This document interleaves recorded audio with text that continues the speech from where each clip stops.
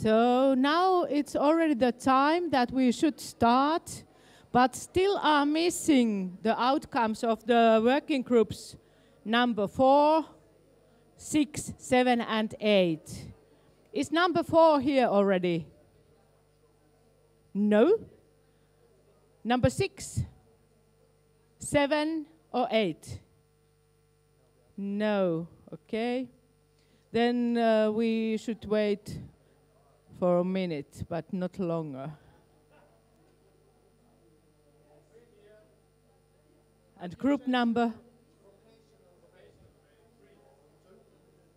Okay, yeah.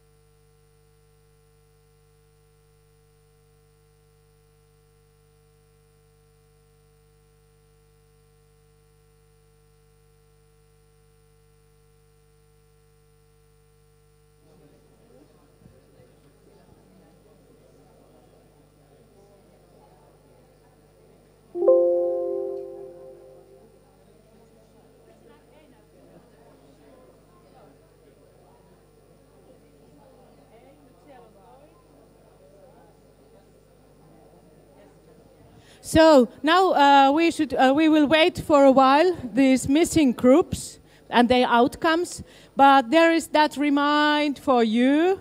Have you all visited already the web page of our seminar? So you can find material there. Also, when you want to look at streaming, it will be recorded and it will be there on that web page as well.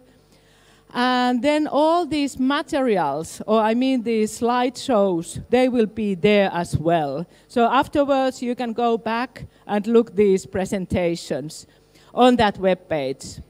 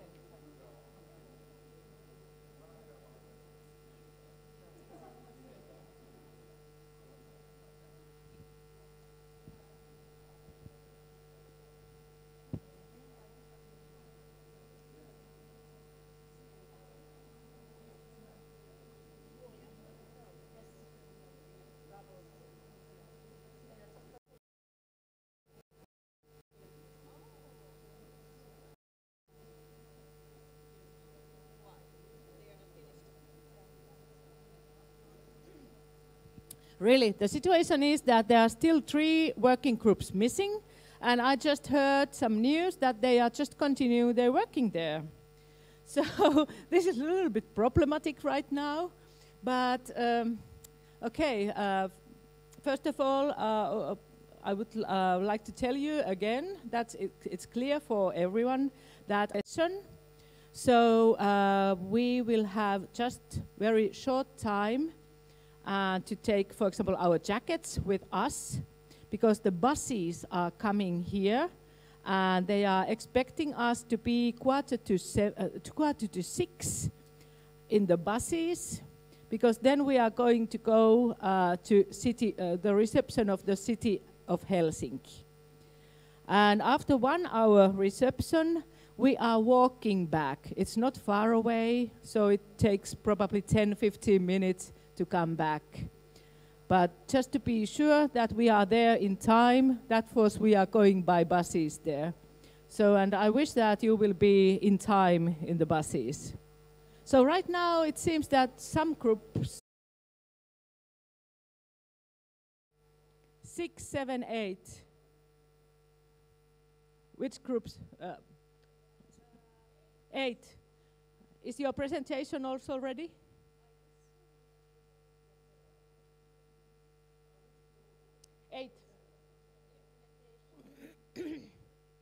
What about the groups number 7, 6 and 7? Not yet here, no.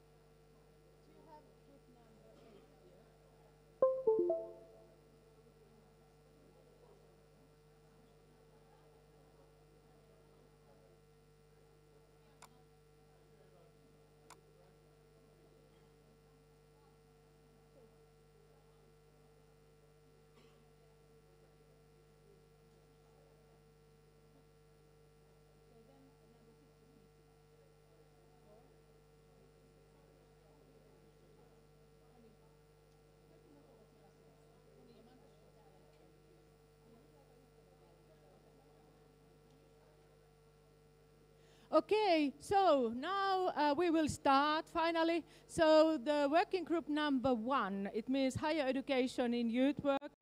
And who is going to present that?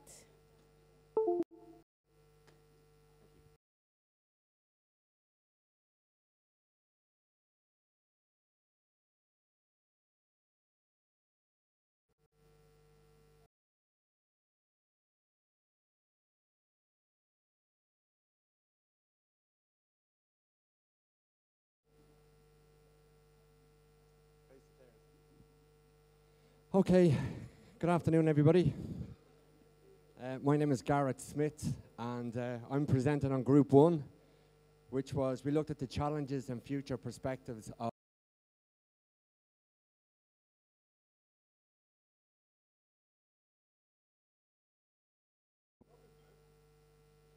it makes a nice noise, that's about it though.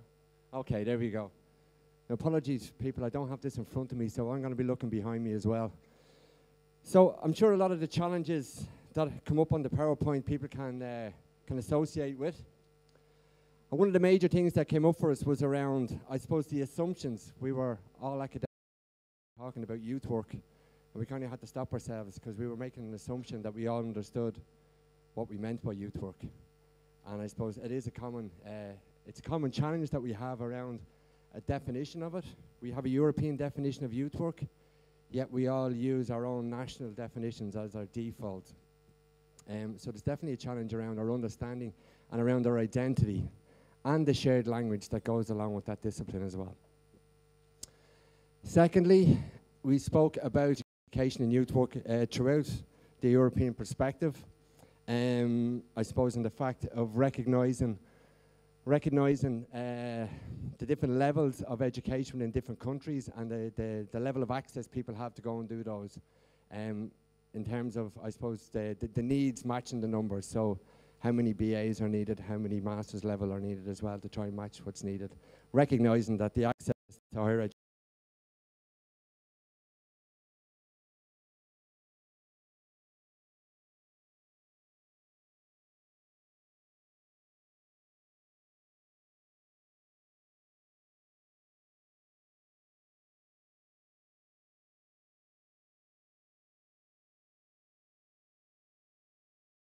hope this works. That's back. One of the other challenges that came up for us was around the connection between theory and practice. And I suppose coming out of the recommendations is that those who are educating in the field of youth work should also be involved in practice. I think that's very obvious. But I suppose we have to recognize that youth work does not happen in a vacuum. It is sensitive to the context in which it operates. Youth culture change, and the context in which youth work happens changes. So it's hugely important that educators are also practitioners as well, to ensure that, I suppose, the work stays current and we respond effectively. We spoke about youth work research as opposed to research of youth, that there needs to be more funding available and more opportunities to specifically research youth work. And what that will do is it will provide opportunities for the recognition and identity of the discipline. And the status, not just for individual practitioners, but for the discipline itself within universities and colleges, that they get the same sort of level of respect and recognition from specifically doing youth work. We felt in terms of our own network and I suppose opportunities for youth worker educators to come together and discuss, that more funding and resources need to be invested in that so we can have those discussions.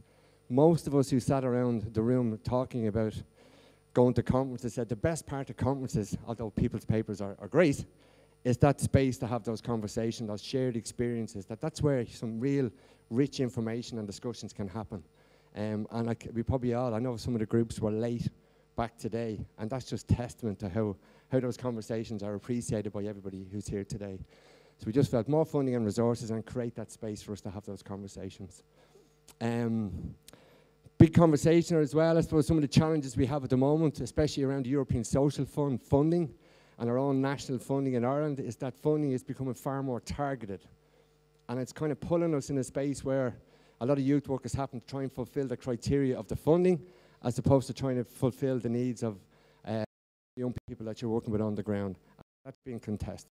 More and more we're getting pulled into this targeted youth work. It's being defined for us, what we should be doing and what we should be achieving by the end of it. And we felt that as collectively, that's something that we need to challenge as well. That youth work is for every young person.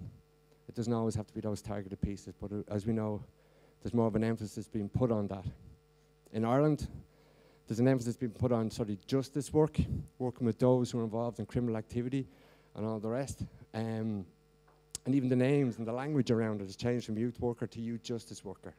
And I think there's a bit of reclaiming has to happen as youth workers to be clear about what we're trying to achieve with young people. And those other things will be a bonus. Okay. So we all agreed that it was restricting.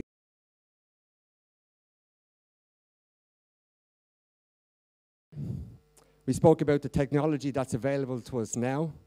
We spoke about the potential for a European network and using technology like the global classroom.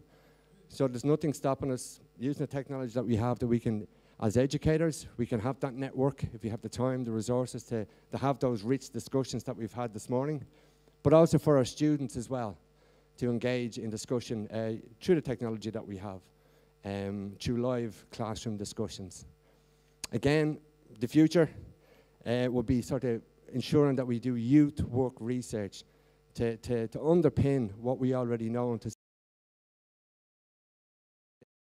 data to support what we're doing and help us establish a clear identity.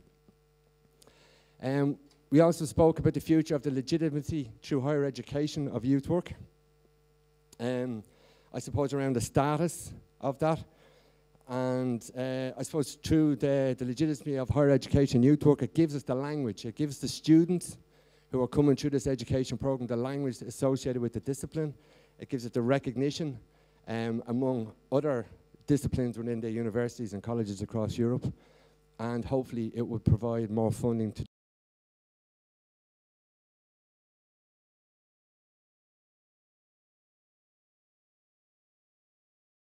thinking forward and being sort of dynamic in how we want to see youth work moving forward and chasing down the funding and the resources to support that as well.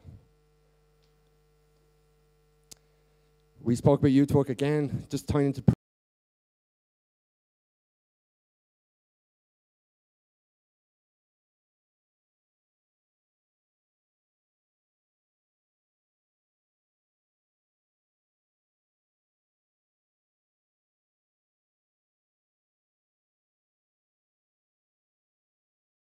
to those as well.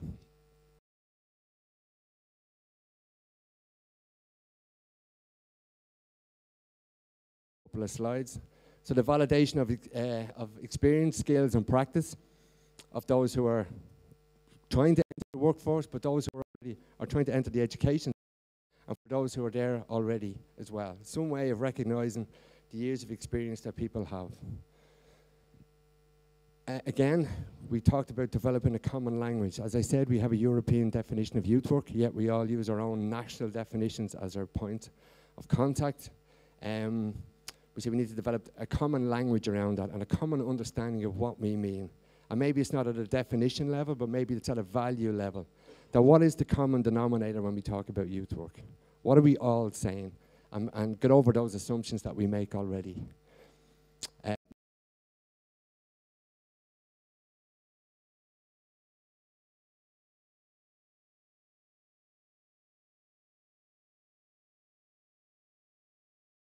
Who's doing what, where, and what's needed going forward. So we can create opportunities for every country to get involved in higher education and youth work. And that is that. Thank you.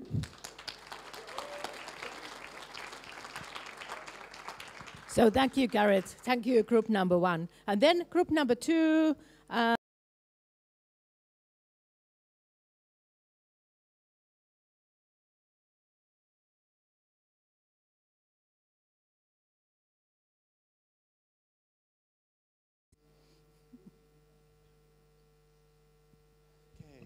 Thank you. You can see the all discussion, all the results.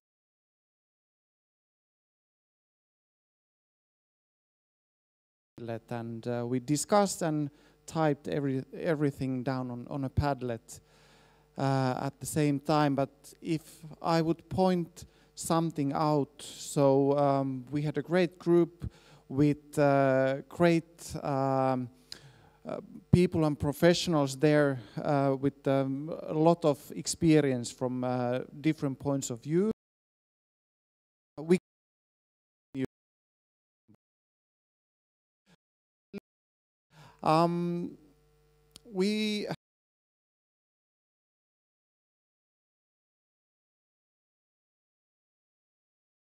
I'm also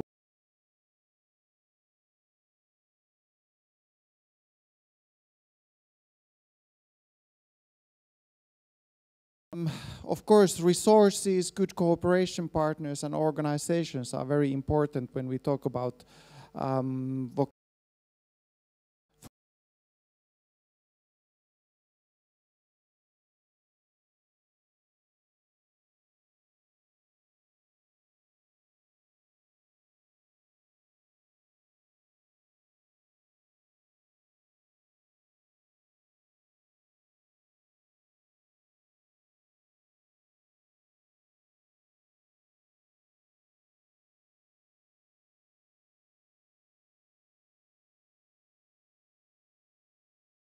Um,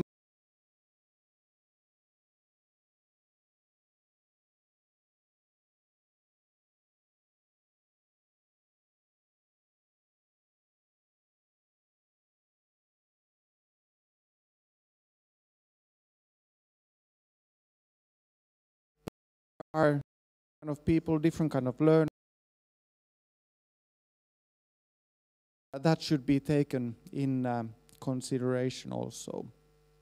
Important condition that we were discussing also is alumni activities, so that youth work students get the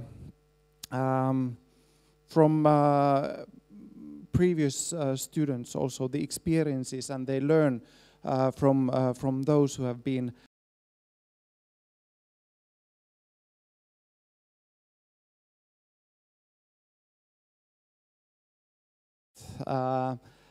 to develop youth work.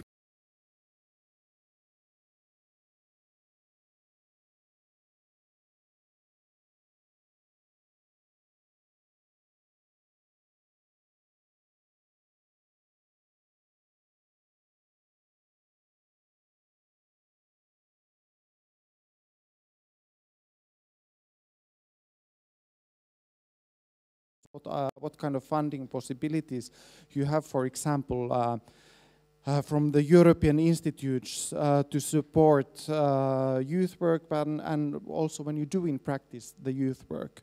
Also when you participate during your studies, for example in international exchange, or you go for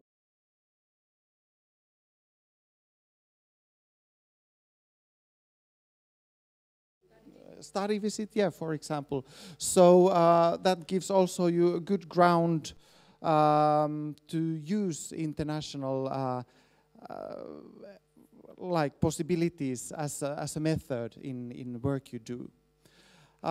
We were talking also about political education.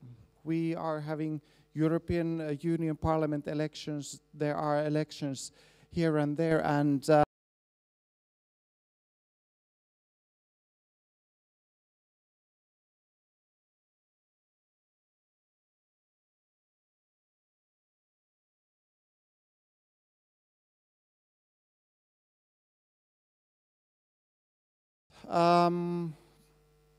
I think quite many things of those have been already said.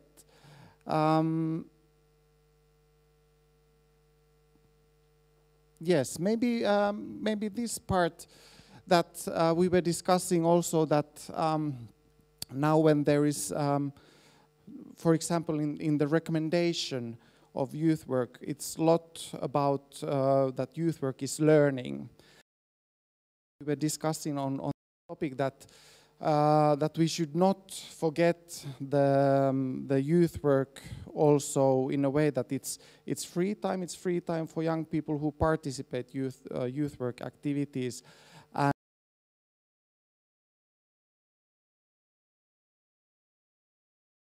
those we should give the possibility to enjoy the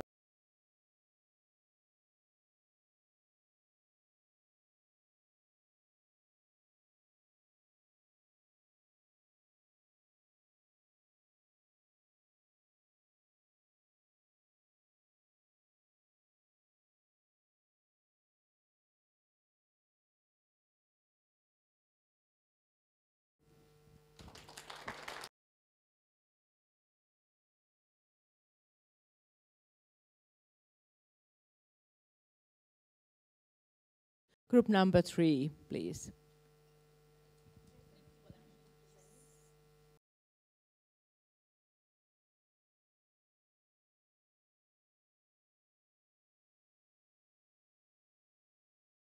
And go to another to propose and suggest some improvements for their work.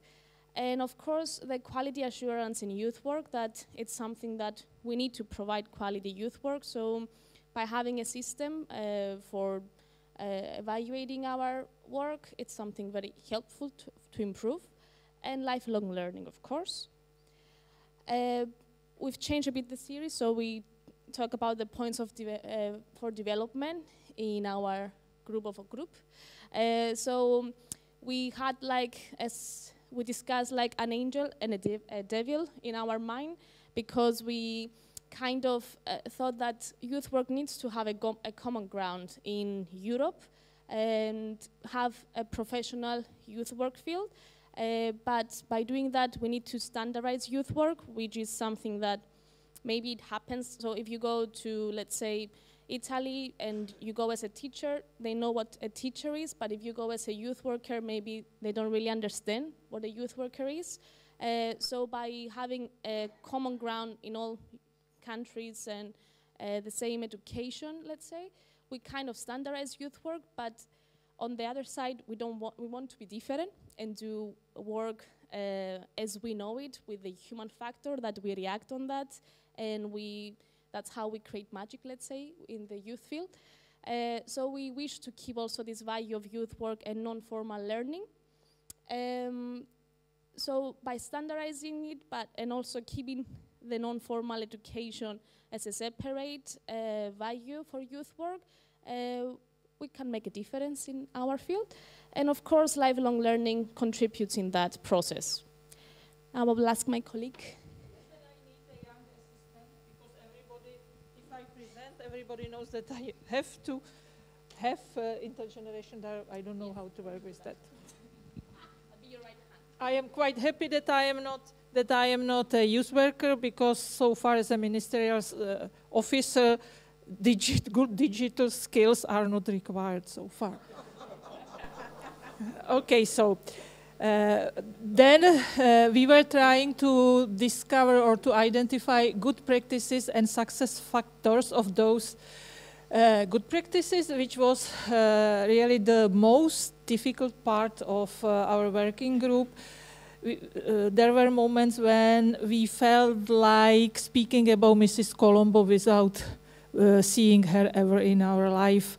Why? Why do we believe that still this is a challenge to have good practices concerning the continuous education and validation of the results of the prior learning?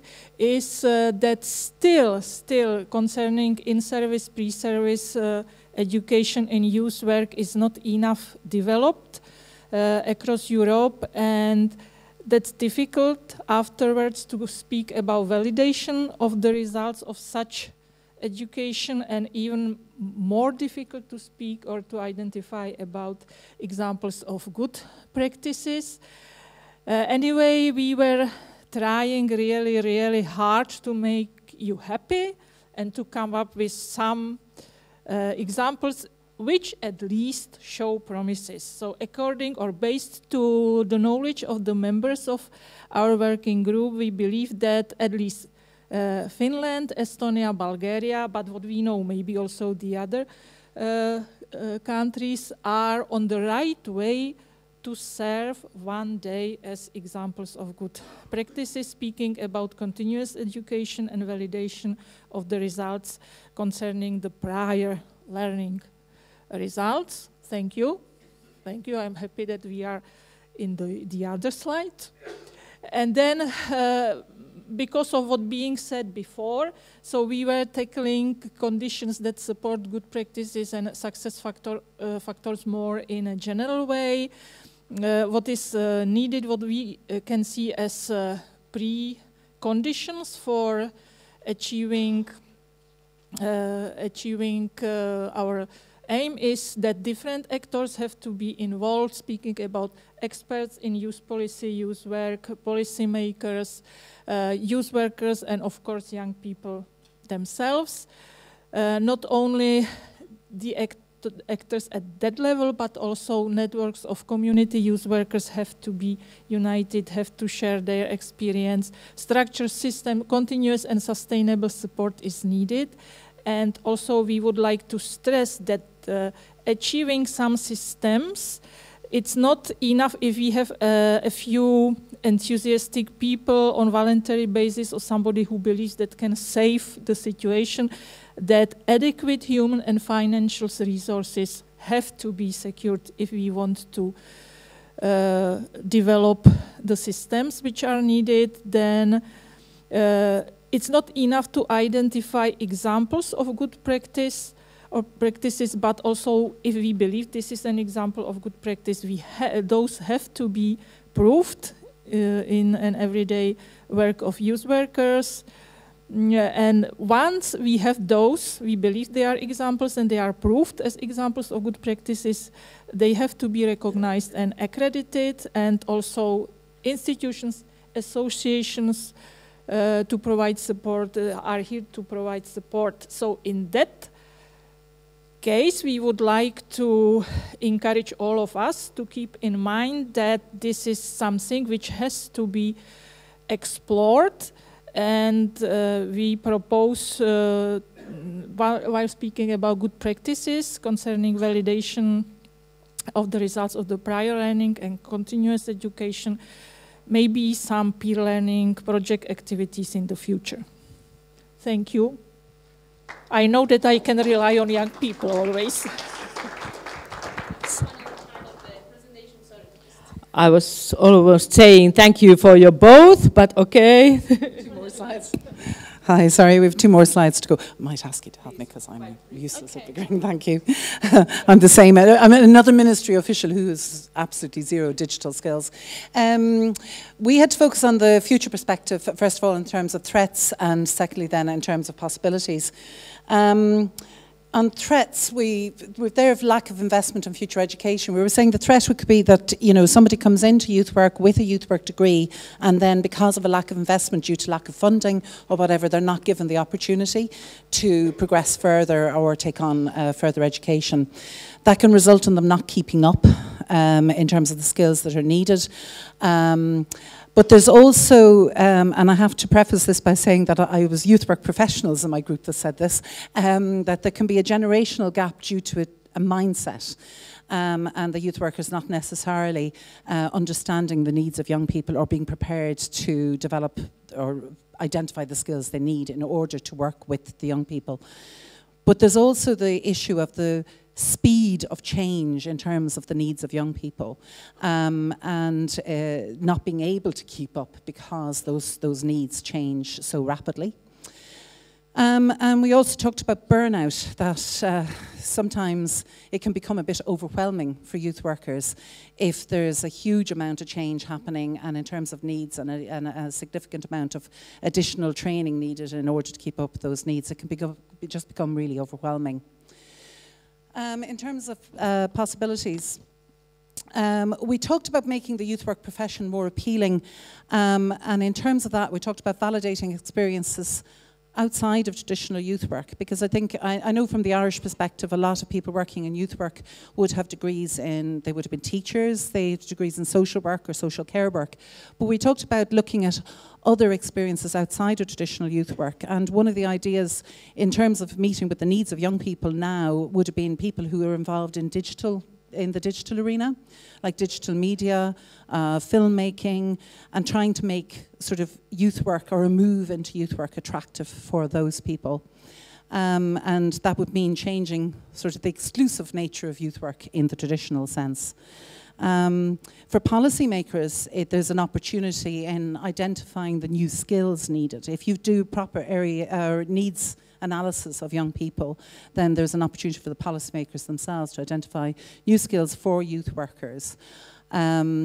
We also talked about peer learning as has already been mentioned, but also learning from the young people themselves. And it was pointed out that youth work, it's a values-based profession. So there's a need for self-reflection. Are you really being true to the values that brought you into this profession in the first place?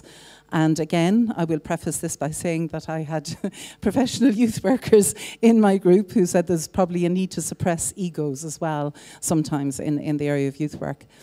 And I suppose really importantly, it was pointed out that there's a need for flexibility in the terms of the education needs of the youth workers themselves, because the context in which that youth worker is working will define what their educational needs are in terms of the young people they're working with and the areas that they're working in. Thank you. Yeah, thank you for the whole group and the presentations as well. So, and then next one is group number 4. Training for volunteer and recognition of learning in trainings, please.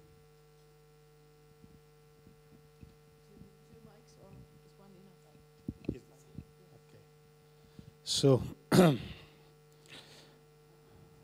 this? Okay, we have seen some good practices and the learning experience in the group about training of volunteers, youth workers who do it at voluntary level, and also the recognition pathways of the competences. The first two, International Award of the Duke of Edinburgh, is an international program who allowed this one-to-one mentoring from someone who is a mentor in a voluntary level and young people who would like to do something for 6 months, 1 year, or 1 year and a half. It's based on a competence who they would like to develop, and not the mentor, the leader has the possibility that he is trained before this activity. The second is skill booklet with 3 levels. It was an experience of the one European organization, the Erasmus Student Network, and they have this 3 level, educator, facilitator, trainer. Is connected with the size and the size of the group they have to facilitate, and also the difficulty of this. And they have this skill booklet that they can use in order to make self-assessment to understand if they are able to go to the second or the third level in comparison with the result of the evaluation of the activities. Yeah, and after these 2 very concrete examples, we were talking about more general tools and systems for recognition of non-formal and informal learning.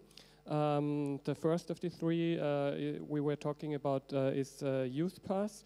And we addressed that one very important part of the Youth Pass is that the learners themselves they are able to describe their own competences. That this is very important. So even if there is not a legal or formal recognition included in Youth Pass, we heard about examples, for instance, that at a university to enter a master's program there, it was possible just with the skills gained in the Youth Pass process that persons were able to describe their own competences very well, and in the interview they then got the entrance permission for entrance to master program. So this is one good practice we were talking about.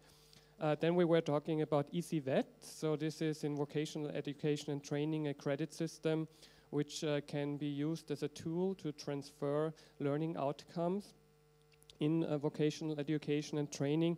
And there we heard about example where there is a pool of trainer in the National Youth Council, and they use the EasyVet tool to design their own training courses, and also that later the learning outcomes out of these training courses can be transferred to other learning and job providers. Yes. And the third example is the National Qualification Framework and European Qualification Framework. There we heard about the example in Austria. I presented in the group. It's about the integration of non-formal education and training courses into the National Qualification Framework. And this is for professionals, so there are training courses for volunteers and also for paid youth workers who are at the moment in the process of integrating in the National Qualification Framework. And the biggest value of this is the transparency of the learning outcome, so that the outside world, because the National Qualification Framework is recognized by all educational providers, that the learning outcomes are visible also for other sectors than youth work. From this, we have seen some conditions that support good practices. We have seen before. The first is time is needed. All of this experience need time, and so it's necessary to enable long-term processes. Yes, another condition which is important is the proper funding and resources. So we heard it also in, I think, all of the other presentations. So also here, funding and resources are important.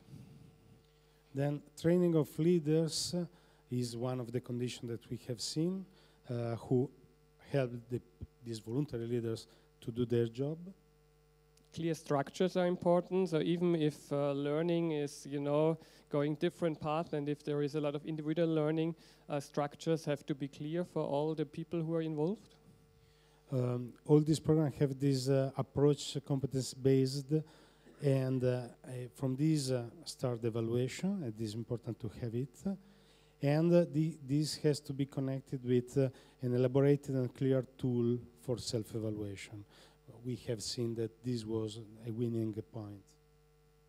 Yeah, and after self-evaluation, we were also talking about learning by experiences. So that means also the recognition of informal learning and all this I think that we all agree that learning by experiences is the main part of youth work, either for learning as a young person and also when you're learning to become a youth worker. This experience-based learning is always very important. And also the legal recognition of youth work is very important, so it's always supportive if there is a Youth Work Act, if there are, the professions are on a legal base, so this helps a lot in the national context for the recognition. Points for development and future perspectives. We have seen that sometimes these very beautiful schemes are inside the organization or inside the youth work, and we need should recognize social and personal competence of young people outside of this world. We need to increase this recognition outside.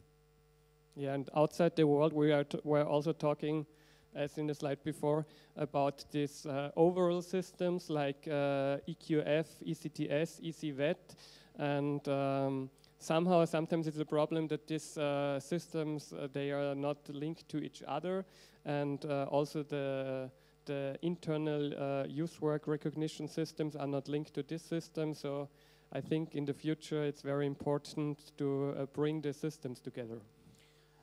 And then we say, okay, all the systems and so on, but we need brave people, people who have courage, who is proactive, who push the recognition of individual learning and education paths.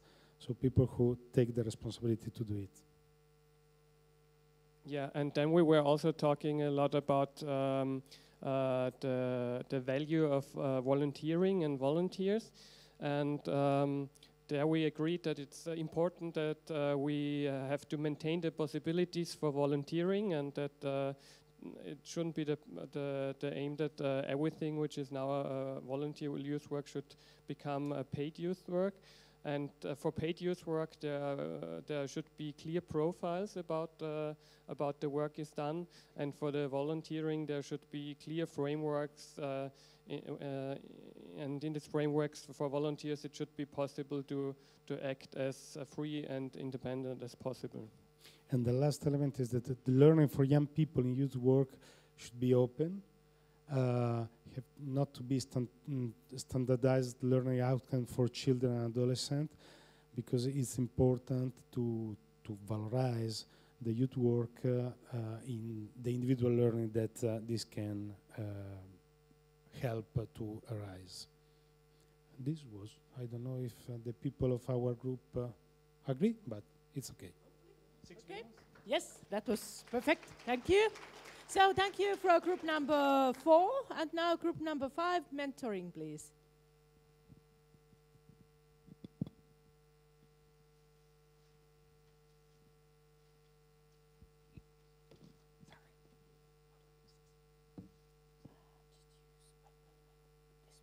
This is backwards. Yeah. Good afternoon, everybody. My name is Tim O'Donoghue. I'm the Director of a Regional Youth Service in the southwest of Ireland, and also Director of Youth Centre, which is one of the 13 quality labelled youth centres and the Council of Europe, European Youth Centre Quality Label Initiative. Our group were discussing mentoring, and as you can see from the title, we began with a subject of mentoring, but it expanded very much into a consideration about mentoring and other support systems for youth work.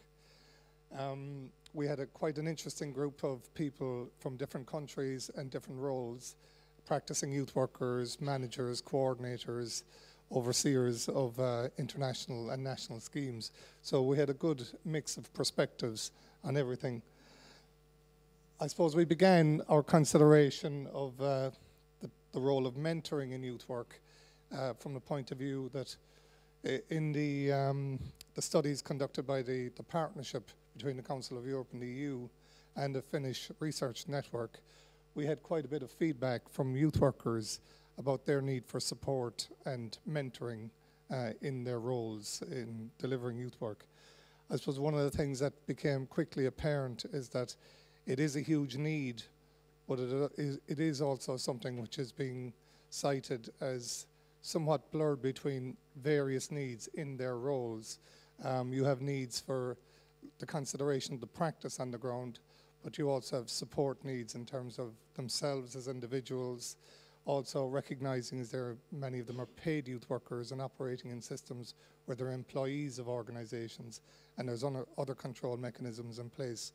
But the one thing that we would have strongly agreed on is that there is definitely a need for support for the oversight of practice of youth work in the field, and this is for the betterment of the delivery of practice and quality on the ground.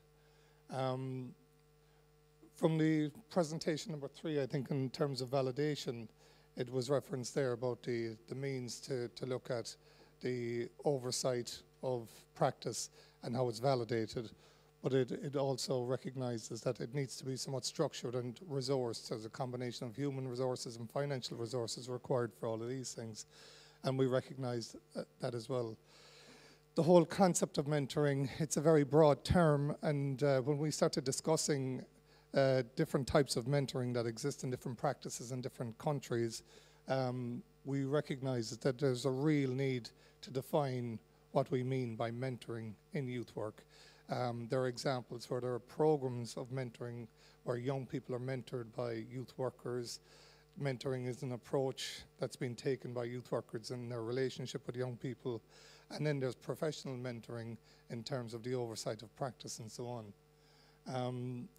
Again, important that we recognize limitations in respect of what we define as mentoring.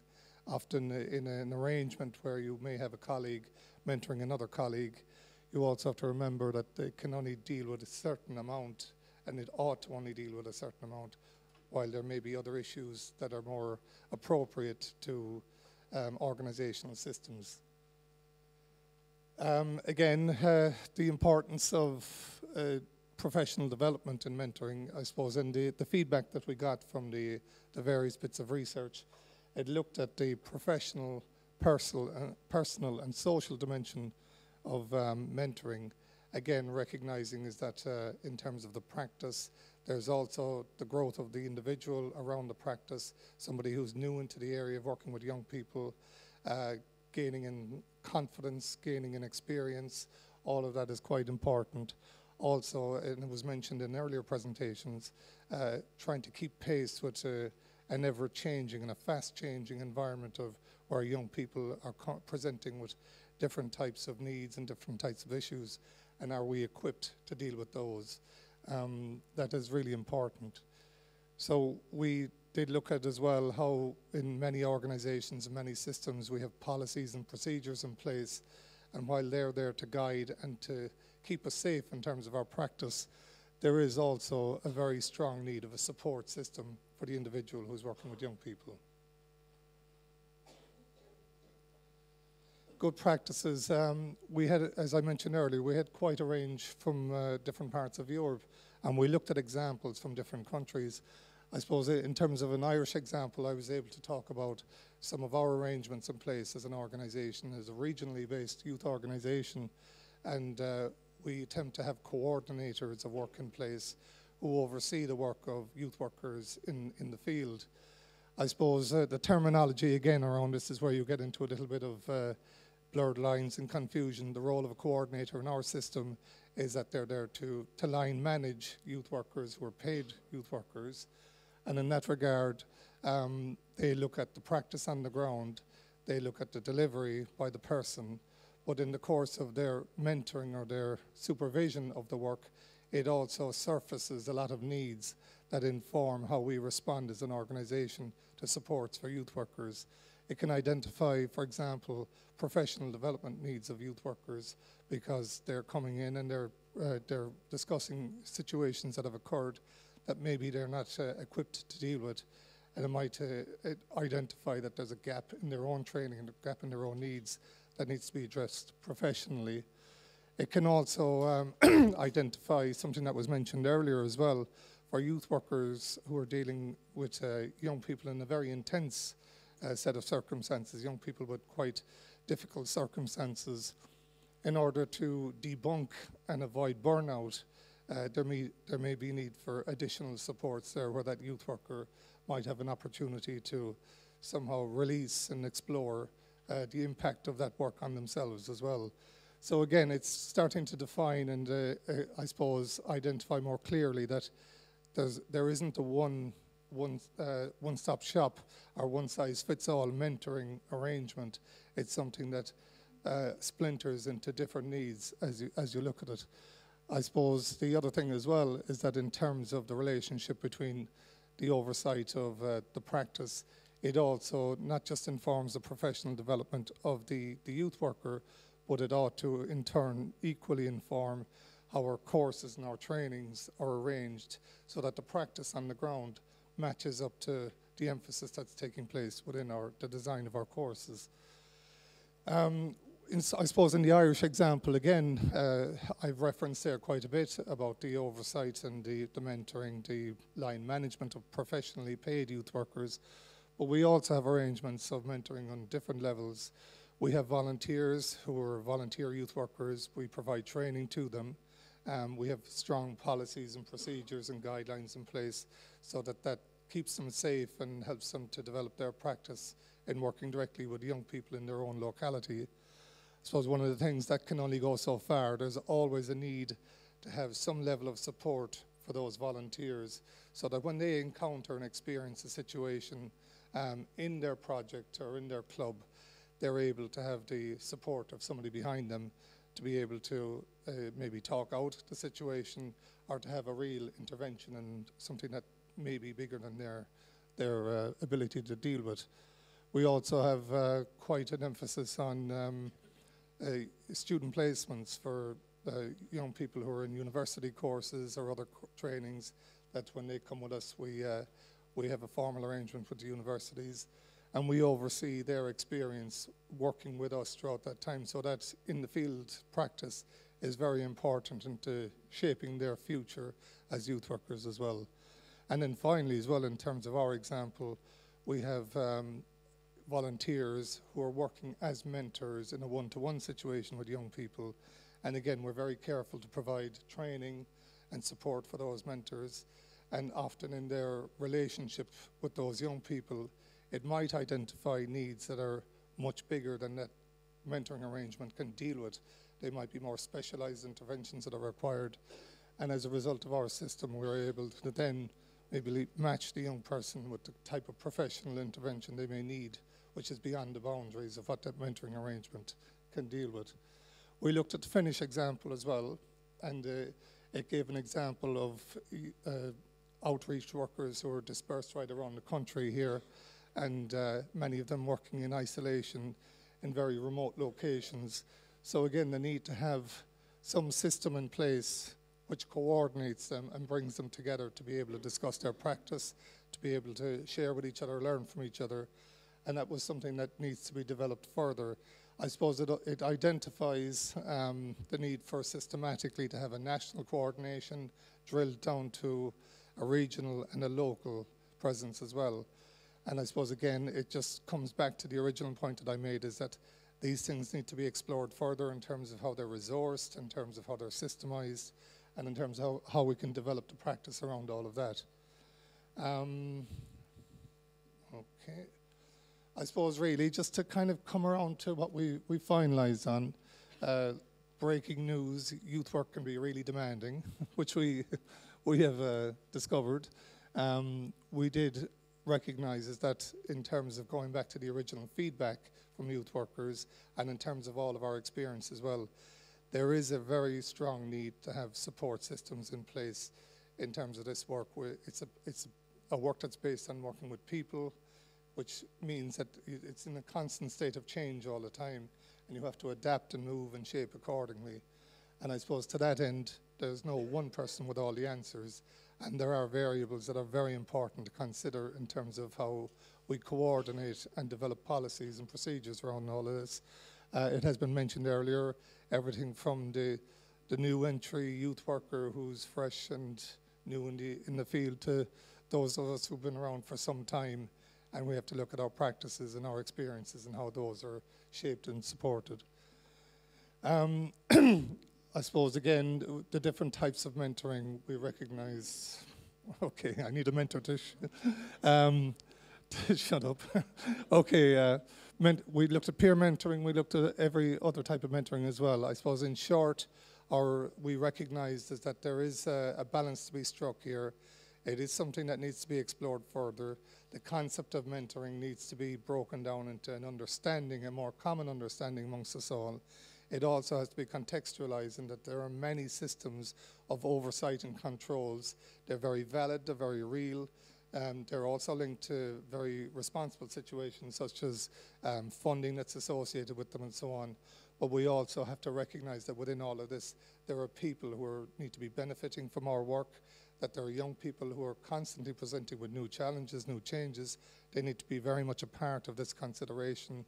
And I suppose for us, we need to be constantly evolving and looking at how we can learn from each other and gain experience around all of this. Thank you very much. Thank you, team, and thank group number 4. Now group number 5, yes. And now group number 6, work-based education on higher level, please.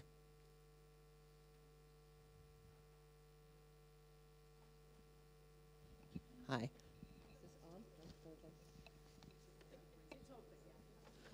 Okay. First off, I want to thank my colleague Maria for the slides. We had a very complex, very diverse group of people. And I think that made for a very interesting conversation, but also then one that was actually very challenging to record in some way. So our starting point really was looking at the idea of work-based learning, sometimes called practicum, sometimes called work experience, sometimes called placement, sometimes called fieldwork in higher education institutions in the context of professional youth work and education. And what we had, I suppose, around the table, which I think is important and indicative maybe of something that is happening, is that we had a number of us who are connected to universities where we offer those programs. And then we had a number of people, and I wanted to just give you an indication. We had people from, from Slovenia, from Croatia, from the Netherlands, from Serbia, from Girona, from Huddersfield, from Finland. So we had a very diverse group of people, and a number of people, I think, really very interestingly for me, from various ministries and government departments being interested in the notion of youth work education in higher education, and being interested in the notion of learning by doing, the fieldwork bit of that. So we ended up with some of our discussion was really a bit of presenting some of the models from those of us who are in practice in this area, answering some questions, and then trying to sort of tease out some of the ways forward for this, because there seems to be a real interest in developing higher education programs in a whole range of countries, and looking for some ideas and conversations about how that might happen. And so one of the things, if I was to jump ahead to the very end of it, one suggestion that we came up with at the end that could be very useful is actually sort of a dedicated space just on a conversation, a seminar over 1 or 2 days around the idea of professional youth work education in higher education, trying to learn some of the lessons from people who've been involved in it for a while. So some of the things that we do and we think we do quite well, but also some of the things, if we were to do it again, that we would do differently.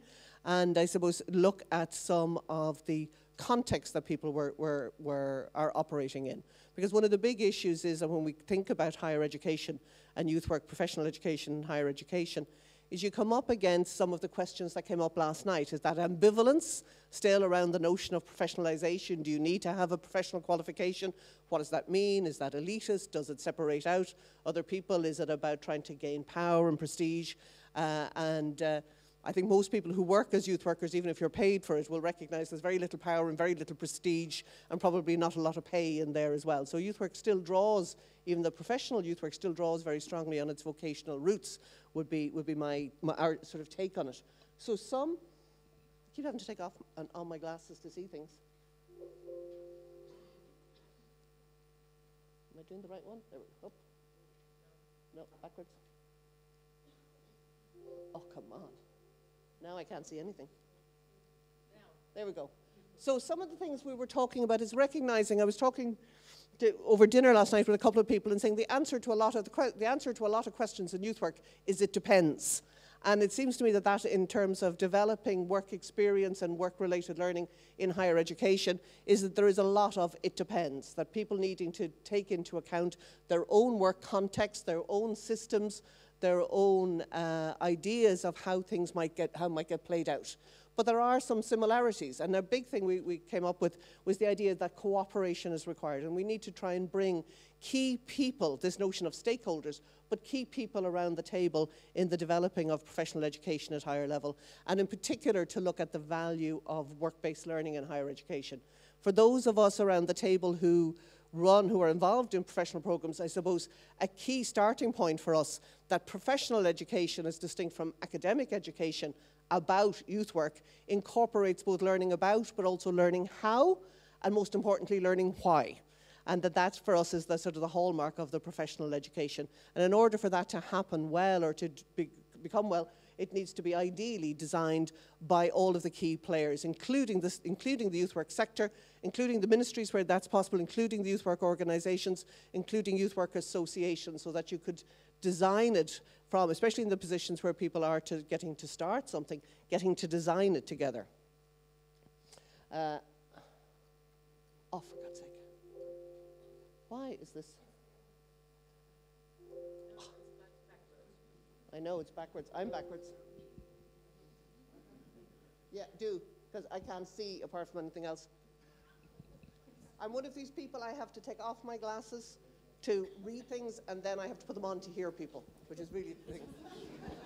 So, some of the good practices really were about, when we talked about practical things, it was really about, I suppose, thinking about the developmental opportunities that work experience offers, the opportunities to stretch students, to recognize in some way that different sorts of placement gives different sorts of opportunities, and the way in which we, in youth work professional programs, engage with students often models the ways that we as youth workers engage with young people. So all of the conversations that I've heard say around mentoring and around support, we use some of the language of, maybe coaching and professional formation, but is really about trying to, in some way, develop the youth workers, the student youth workers' capacity to think about themselves as professionals and as developing professionals in some way. So that we need to do that. We felt very strongly, I suppose, that the idea, particularly in the European context, and some of the conversations this morning about sort of around human rights, and that is the idea that youth work and youth workers have to very much develop their capacity, and fieldwork education is a way to do that, around intercultural dialogue and intercultural sort of competences. In Finland, we talked about the notion of, we heard earlier this morning about coaching and the notion of students getting coached. In our context in Ireland, it's a little bit different, but we have a system of coordinators where the coordinators are responsible, perhaps as mentors sometimes, but also sometimes as supervisors and managers, to help to develop the students' capacity. So it is a different experience, I think, of education in higher education. Okay. We did think, and one of the things I wanted to, if he's around, is Nico was from the Netherlands, was talking a lot about the idea and the need to, in some way, to combine and integrate, it's even more than combine, is to integrate the field education and the academic education, and to use that language which we've developed in Ireland around this notion of an integrated program of training and education, that they're not separate, that they are actually that one informs the other, and so in some ways you blur the boundary between the academy and the field, that there's a fluidity in that, which I think is really important. Okay, next one. The recognition of a professional profession. And I suppose the idea really is that different projects have started in different countries for different sorts of reasons. And so, for instance, in the Irish context, it was higher education that started the process of offering professional programs. But didn't start purely just in the academy. It also was started by, I suppose, people again who were stepping into both of those spaces. So people who were very involved in, I suppose, in work around recognition, in rights, and particularly going back to Ireland in the 1970s and 80s, a very poor country where we were very involved in the first European anti-poverty programs. So there was an opportunity to, in some of that language around empowerment, emancipation, challenging poverty, looking to get human rights not just recognized but valued and enacted in some way. And that energy was brought into the higher education system. And in our system, I suppose we were talking about where youth work education might belong. And we were suggesting that one of the things that would be important for people who are wanting to start off this is making the right match with the right university or with the right faculty within a university. That's very important. It's like, where is there already potentially some spaces that might be interested in these ways of working, because they can be quite challenging to the standard university systems, and that was something we thought could usefully be talked about if we were to have another sort of gathering that might particularly look at higher education. What else was there? Threats, fragmentation. Possibilities. Well, of course, the possibilities of youth work are always about learning from each other, are always about talking together and learning the lessons of that. And today we felt was like the beginning of a conversation, but by no means the end of a conversation. And I suppose one of the things we did think about was in terms of fragmentation is that the youth work field, we're not talking about a unified or a standardized approach. We don't think that is possible because so much of it depends on your country, on your context, on your systems, on the extent to which youth work is professionalized or not professionalized. So in some way, but we could develop principles in common. And for me, the idea of starting with principles means then that we can recognize each other, but they might play out differently in different countries and different contexts. So would anybody like from the group, we didn't get to discuss this, want to say anything? I know Sari is looking at me, but I'm going to ignore her for 30 seconds. And I wondered in particular if Nico would wanted to say anything. There's an invitation to anybody else? Yeah, do you want to? Do you want to? No? Okay. Well then, research is very important. Yeah, I agree totally. Thanks, Hilary, and thanks group number 6. So, and then training for trainers, number 7, please. Thank you. Frederica. Hello, everyone. So we met 8 of experts in this field. So that was really important and interesting group for us. We will be short. First of all, how it's working?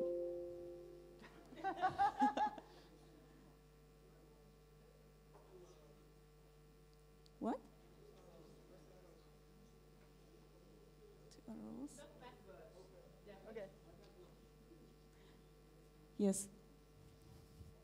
So first we was creative, and with these words, all of these words are association with the trainers. Quality, uniqueness, motivation, experts, trends, multipliers, connections. Yes, please. And first we agreed on the plan, about what we will do, speak and what we will do. So first we will exchange and sharing our experiences. And the second, we will think about the definition. Who are the trainers? And then we went through some elements of good practices, and we come back with the eternal question about quality in training of trainers and quality in youth work. And then we came out with some need and proposal that are more still open questions. We used this method. We brainstormed, discussions, we made a dialogue, we explored, and we was creative. And then we went through what we tried to just to brief to you some open question and some reflection. Training for trainers and related with the youth field, so experience versus expertise, or experience and expertise. So what we meant is that we need youth work, we need trainers that have an experience and an expertise at the same time, but sometimes these two things are not going together. Or what is the prevalent among the two? Yes, that means that sometimes they are experts in some field, but they are not connected to the youth field. Then we went through the idea of uniqueness of youth sector, youth work sector. We always say that we are special, we are unique.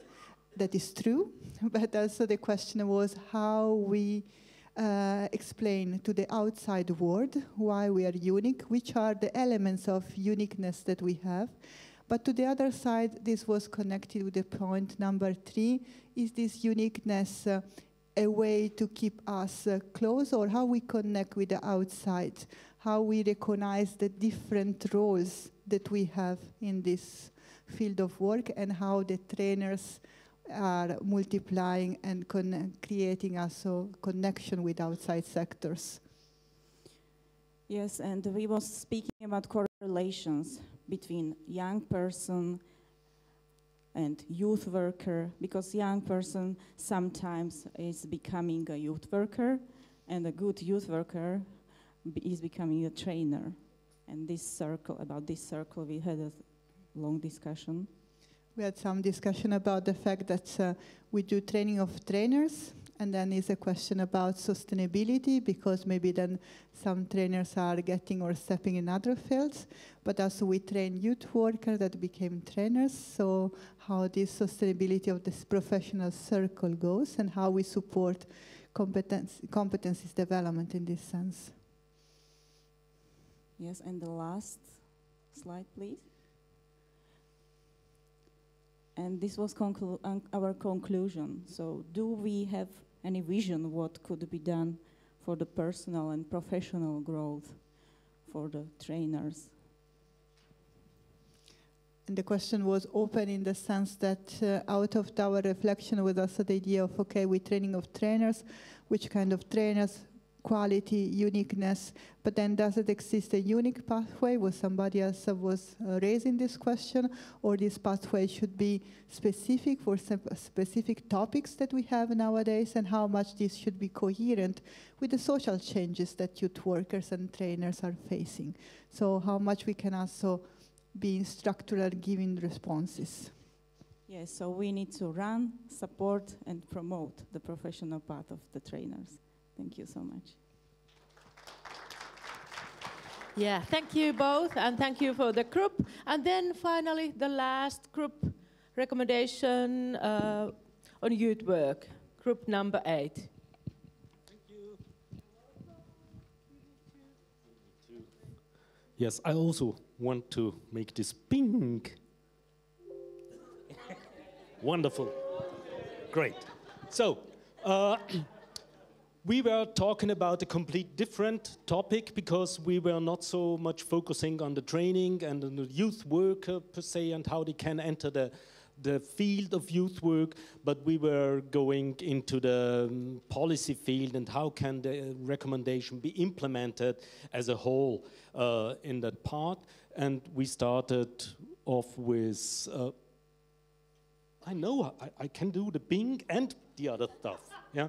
Okay, so we started off with what happened until now, what happened in the countries, what happened on the international level, and the first thing we say, one advice that was given was to translate that, and that was done in some of the countries, and it's good that we have the recommendation on youth work and especially also on the memorandum.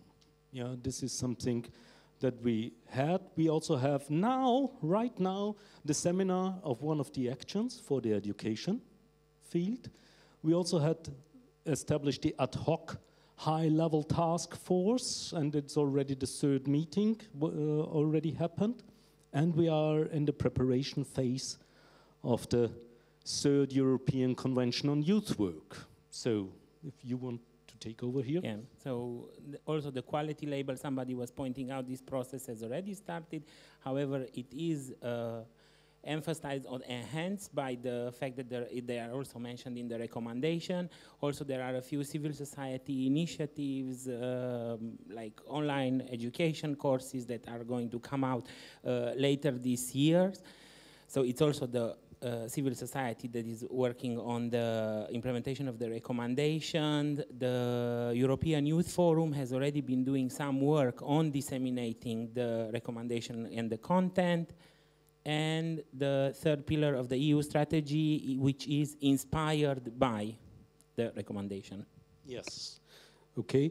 But then we were also facing some challenges, and it came up with already when we said there is good development, we also saw that there are some challenges. And the first one, the recommendations, when we were asking about who knows about the recommendations, the people that are not working in international organizations or those who are working on a ministry said they did hear the first time about it. And so we faced a little bit of a lack of recognition of that, so it's difficult to talk about implementation on the first thing. And it's also, when we take a look at the recommendations, the text needs some kind of explaining what is meant with it. It's not everything is clear. How to use it, what to do with the recommendation. I mean, the recommendations focusing first target group are the member states. So it's the political level. It's not the civil society. But when we talk about implementing them, it's not the only group implementing it on the political level. Only the political level. The target groups are manifold, they are diverse, but it's not really made clear what they can do on that part. And I will talk a little bit also about the problem, the challenge that was seen, and the image of the Council of Europe, or let's say the word recommendation.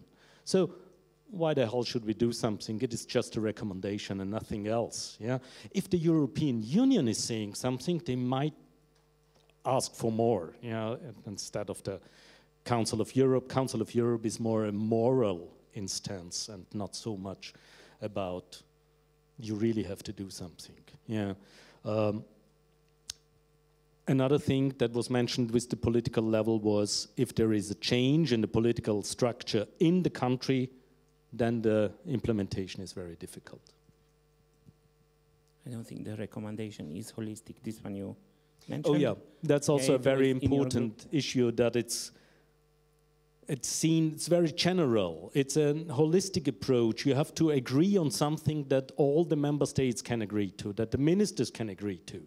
But then to bring it down on the national level, you have to make it concrete again. And this might be seen as a challenge to really relate to also about the image of youth work then. So what is youth work for on the national level, and is it really reflected in the statement of the recommendations? Yeah. And I think the last one, so for some, the message of the recommendation is challenging. So like in Eastern Europe, it seems like it's a big piece of work that needs to be done, and everybody's wondering what kind of budgets, how are we going to do this, who is going to do this, while as in other parts of Europe, it feels like it has already been done. So it's hard to come up with this, to come to this document and say, this is what we should be doing. People have the impression we have already done most of these points, maybe a tweak here and there, but we covered it by now. Yeah, and this immediately leads to the ideas and the further development that we had. And what came out here was that the member states are invited to implement the recommendations, but on all levels. So it's not just the task of the ministries, they have to get all the stakeholders aboard. This is an important issue. And here we have to talk about different ideas. Especially it was mentioned we have to get the youth agents, organizations, the youth workers, NGOs, youth agencies, everybody involved in that. They really have to be included on that. And it's also said it should be translated into national reality. So where can we really point to these specificities that are done on the national level? This is something that is important, and I will go for the next point. Sometimes, and this was about when we see it's too broad or when it is, everything is obvious anyway. Focus on one or two things. Yeah? Just focus on one of the recommendations, but then also show it to the others. Show it to the other countries, enable exchange of experience, show good practice, models of good practice, and it's also a very important issue that you can show the recommendations to other stakeholders, even if some countries say, oh, that's too much for us. The stakeholders, the youth organizations in those countries might take over and do something for that. And it's also about how to market it. Yeah, it is, reading it is not really the most adventurous experience I had in the last days. Yeah? So when you read the recommendations, it might be a little bit, in German you would say sperrig, so it's not really sexy. Yeah? So we were thinking about other ideas, how to promote it and make it understandable for the people. What is meant about that? And we think about, it's a kind of marketing, it's about campaigning for it. And that can be done also from a top-down level. Yeah? But it can also be done by the youth organizations. It can be done by the youth forum, and it should be some kind of promotion. Yeah, and actually, because the recommendations are made to member states, everybody feels that it's somehow solely the responsibility of member states, but this is not actually true. It's also, for instance, that it should be reflected in national policy documents from this moment on, but it can be reflected also in our strategic documents in civil society or even in teaching learning institutions that work with youth work. You can include the recommendation, you should include the recommendation in your strategies. Yes, it is made to develop policies for youth work, and there was also a discussion because there were 3 types of groups in the working group. There were representatives of ministries, representative of youth work organization or NGOs, and universities, so like learning institutions. It's also an idea to work with learning institutions because the students can also be actors for disseminations. They can go and proactively teach youth workers what the recommendations entail and possibly how you can use them. And also for the universities to include this in your curriculums from now on, if you haven't done so. Yes. And I guess that's it. Howard can't wait anymore to sum it up. Thank you.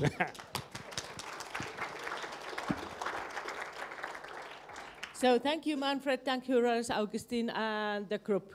So now, after these fruitful, enthusiastic presentations, it's happy to get Howard Williamson here to make some, yes, nice.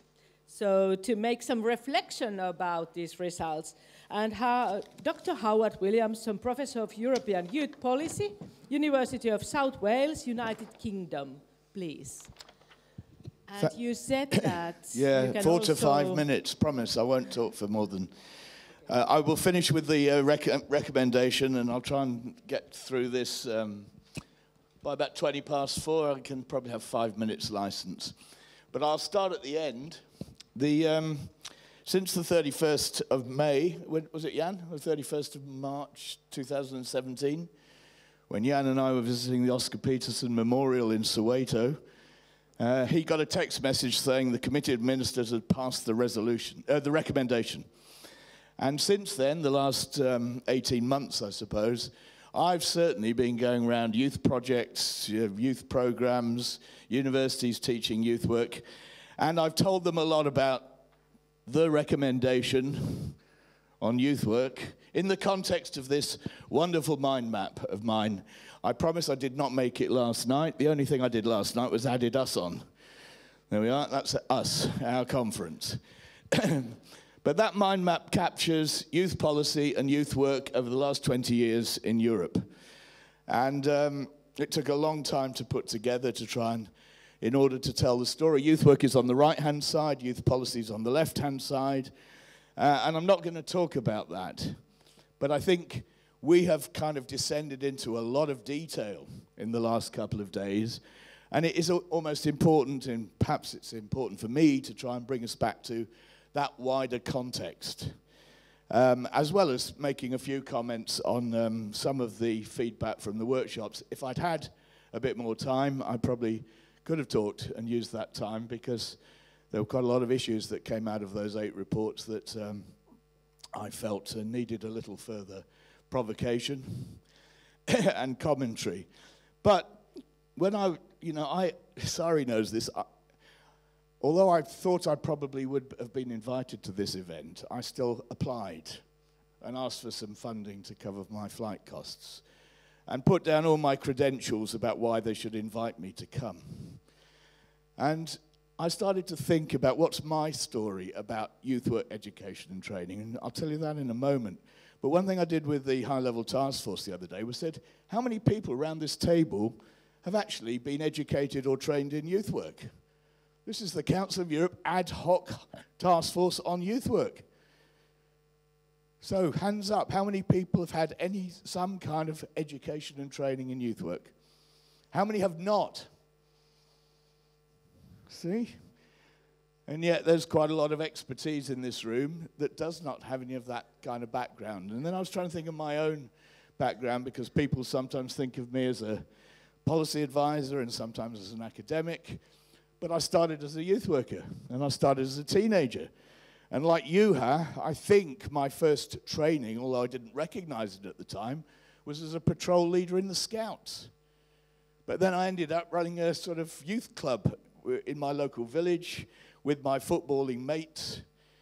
And then when I went to university, I did a 2-day play work course. And in the late 1970s, I did a certificate in community work. And then in the early 1980s, I applied for individual validation to be a nationally qualified British youth worker. And I was refused. And I didn't give a shit about being refused. It didn't bother me at all. I was a volunteer youth worker. I thought I did it okay. I'd been doing it for 15 years.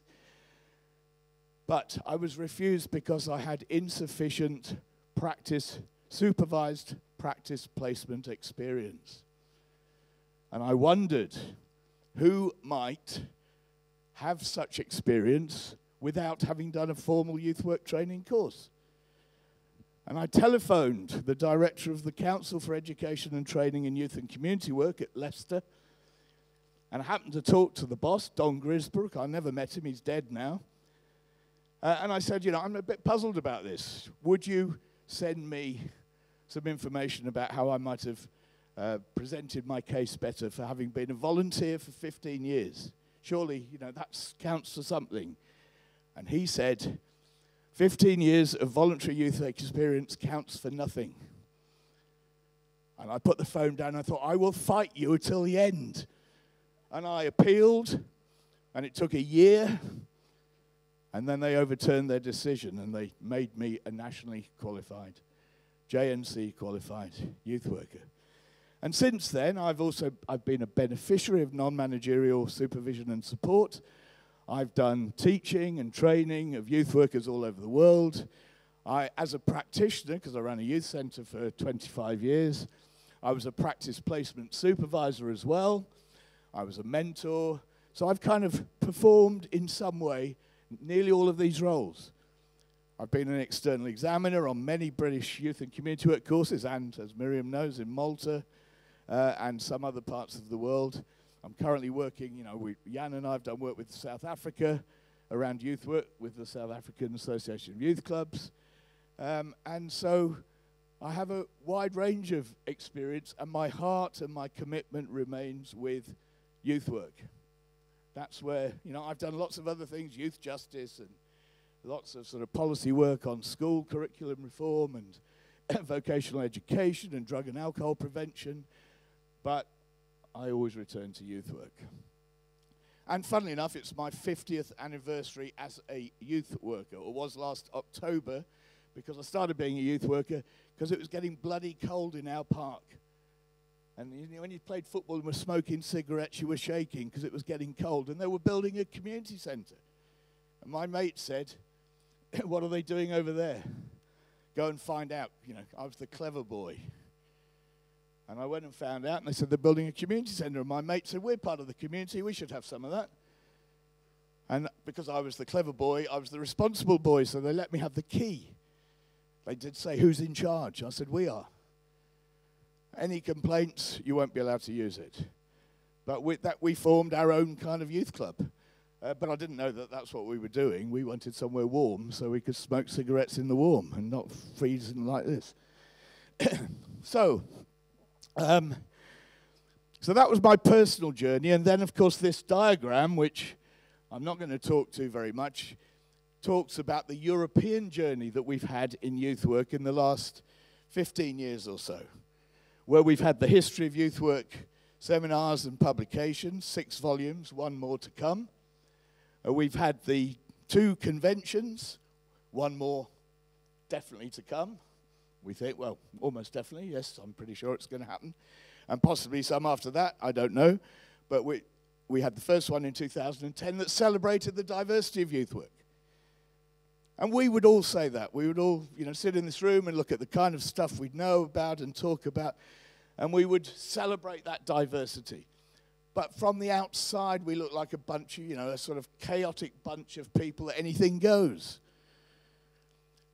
And so one of the questions when we're talking about youth work is, what do we share? And the second convention was about finding that common ground about what we share.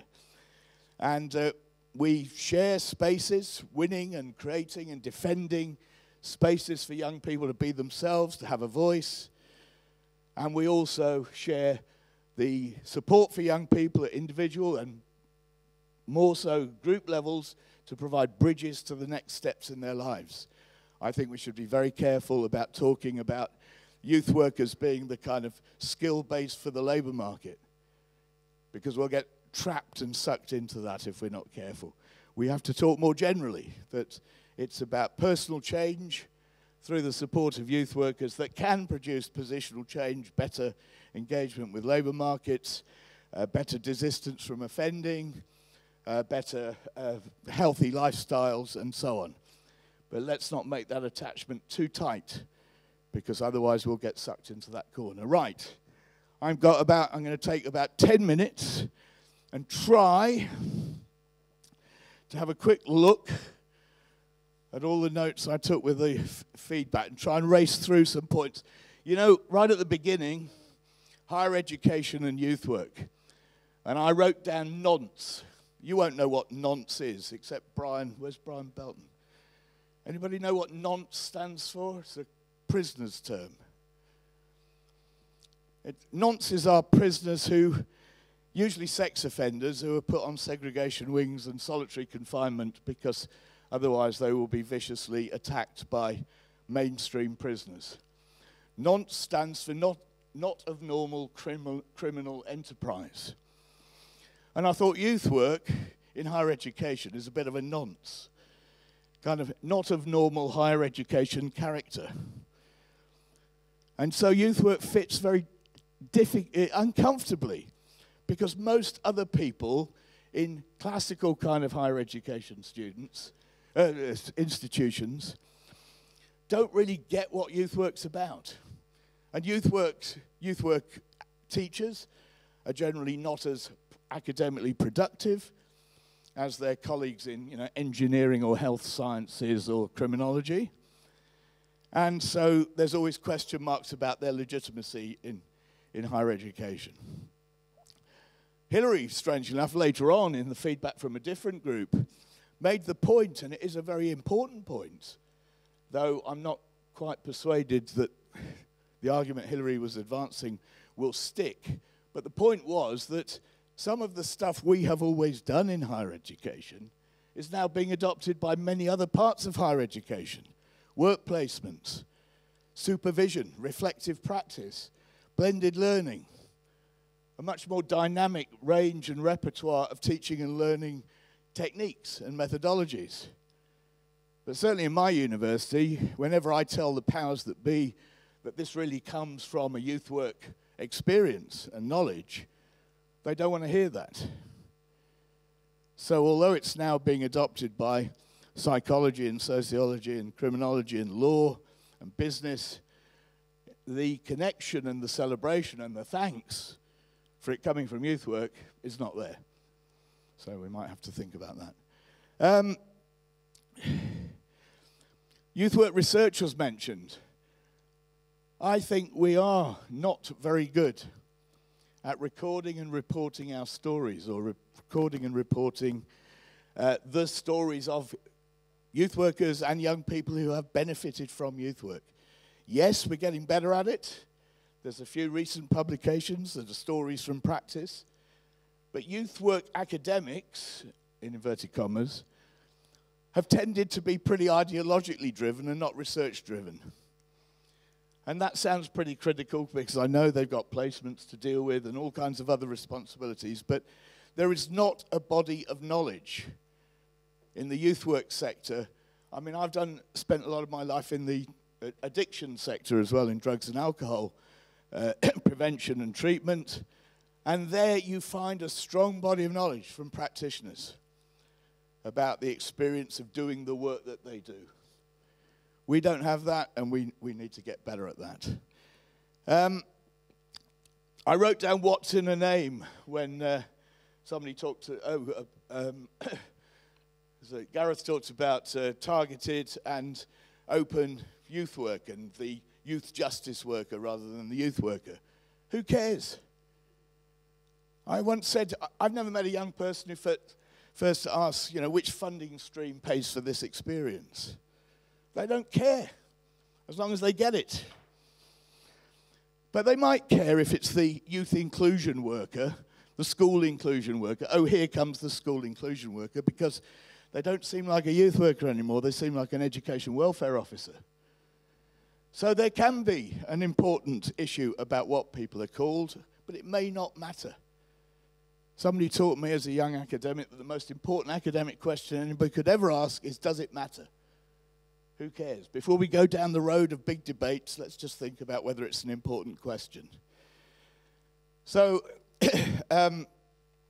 what's in a name? And then I wrote down something that I've often said in many places about cherished values and sacred cows. And this came up a few times in the feedback about principles of youth work. Well, yes, there are principles of youth work, but they should be subject to revision. We keep talking about change. We keep talking about the 21st century, and that there's lots of different things in young people's lives. I might argue with that and say, actually, there's a lot of continuity as well. And a lot of fundamentals that young people want in their lives are pretty similar to what they wanted 20 years ago, notwithstanding technology. But if we have all this change, then perhaps we ought to be thinking, are our principles still fit for purpose for the 21st century?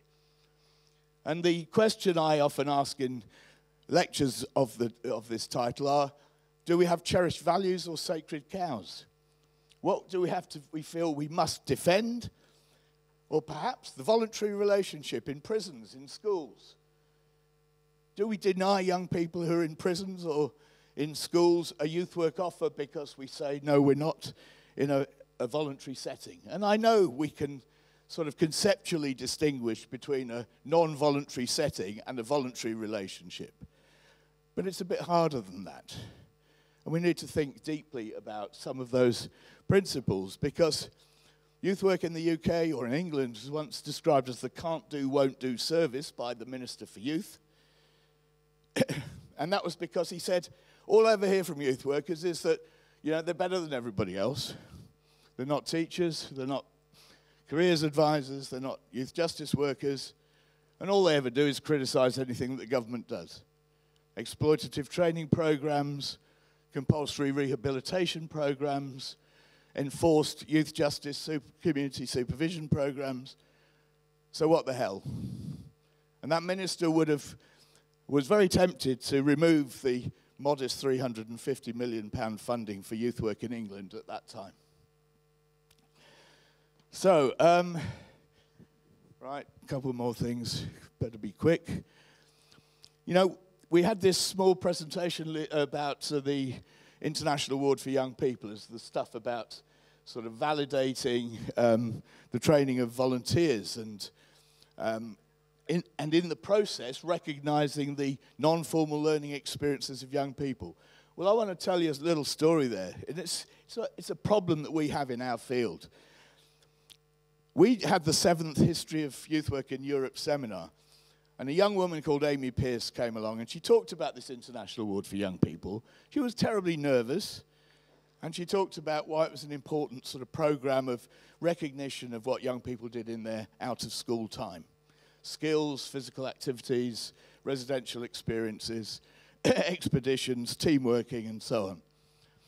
And Jan will know who I'm talking about, but a colleague of ours, a good friend of ours, he laid into her, he said, that's not youth work, that's British colonialism, you know, we don't need that sort of stuff, that's not youth work. And I wasn't going to say anything, but I got angry with this attack on this young woman, and I said to this sort of senior guy, I said, look, we can't have it both ways. We keep crying out for recognition of youth work, and here is something that is attempting to recognize youth work, have something that has international currency, not in Finland particularly, but in some parts of the world. If you've got this certificate, you get guaranteed a job interview. You don't get guaranteed a job, but you get guaranteed a job interview. It does have some currency and credibility in the labour market. So why rubbish it and dismiss it? Because what's actually happened in the UK is other people have invented more certificates of young people's experiential learning. Nobody gives a damn about. Nobody understands them except bloody youth workers. And when I was parliamentary advisor on education, I remember politicians were saying, oh, we need to certificate all these things that young people do. And I said, and what happens to their social inclusion when they push 100 meaningless certificates around in a free wheelbarrow to job interviews, and employers have no idea what they mean? So I rather like the remark that was made in one of the about reflective self-awareness, that a lot of this certification isn't a certificate you go around saying, hey, I got this, but it's a certificate you can look at and think, hey, I did this. And I can talk about it, and it helps me to think about what I would want to say about why it was important for me. Sorry, I've got so many little things I'm going to race through. Yeah, one point about non-managerial supervision and support. I got that for 25 years, for every 2 weeks. Absolutely critical. I spent my life as a youth worker working with school dropouts and drug addicts and offenders, and it's draining and it's knackering. And, you know, you go home at 3 o'clock in the morning sometimes, having talked to some 21-year-old lad who's having a really tough time in his life. And you just think, can I get up in the morning and go back?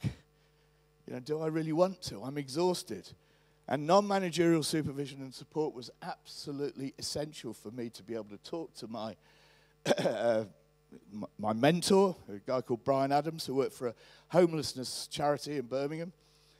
And it was a haven for me to be able to say, Brian, I just want to talk this through with you, please, and tell me what you think. Give me a view. Give me a bit of feedback. But cautionary note, particularly in the rarefied atmosphere of Finland, with all of its resources that is given over to youth work and youth worker education. There was a wonderful PhD written by a former British social work inspector called The Anatomy of Supervision. And he discovered that students who were most likely to fail courses were inspiring students mentored or supervised by shit youth workers. And it's a book by a guy called Derek Gardner, and I had to scribble that down. But there is also, I can't see where Brian Belton is, but, oh, hi, Brian. But your colleague many years ago wrote a book called Enabling and Ensuring about supervision in practice. And I think they're two good English words about what supervision is about.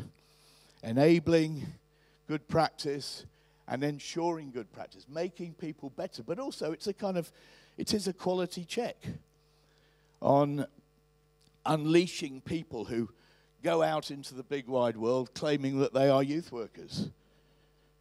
And we, 20 years ago in the UK, we had a school shooting. I know you've had them in Finland as well, but we had a school shooting.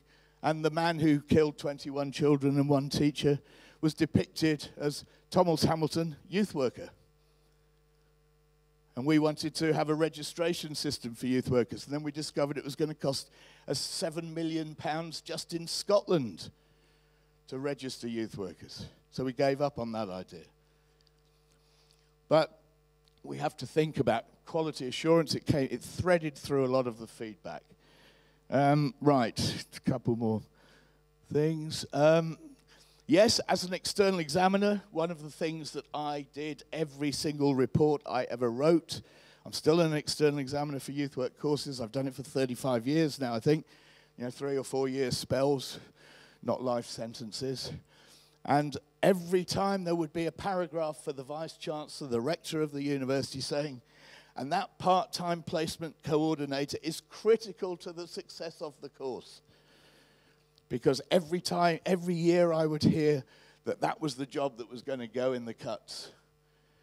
And I say it not just about youth work placements, but about placement opportunities throughout my own university, that if we don't nurture the local environment, the local community, the local employers, keep them happy, troubleshoot complaints that they have, ensure students are also getting a proper experience, then we're just sort of leaving everything completely to chance. Hilary mentioned ambivalence. She used the word ambivalence, and those of you who read the history of youth work stuff will know that my dear friend and colleague Philip Cousset, who's the co-conspirator in terms of writing all those books on the history of youth work with me, Philip loves these concepts of tensions, contradictions, oxymorons, dilemmas, basically things that are pretty irresolvable.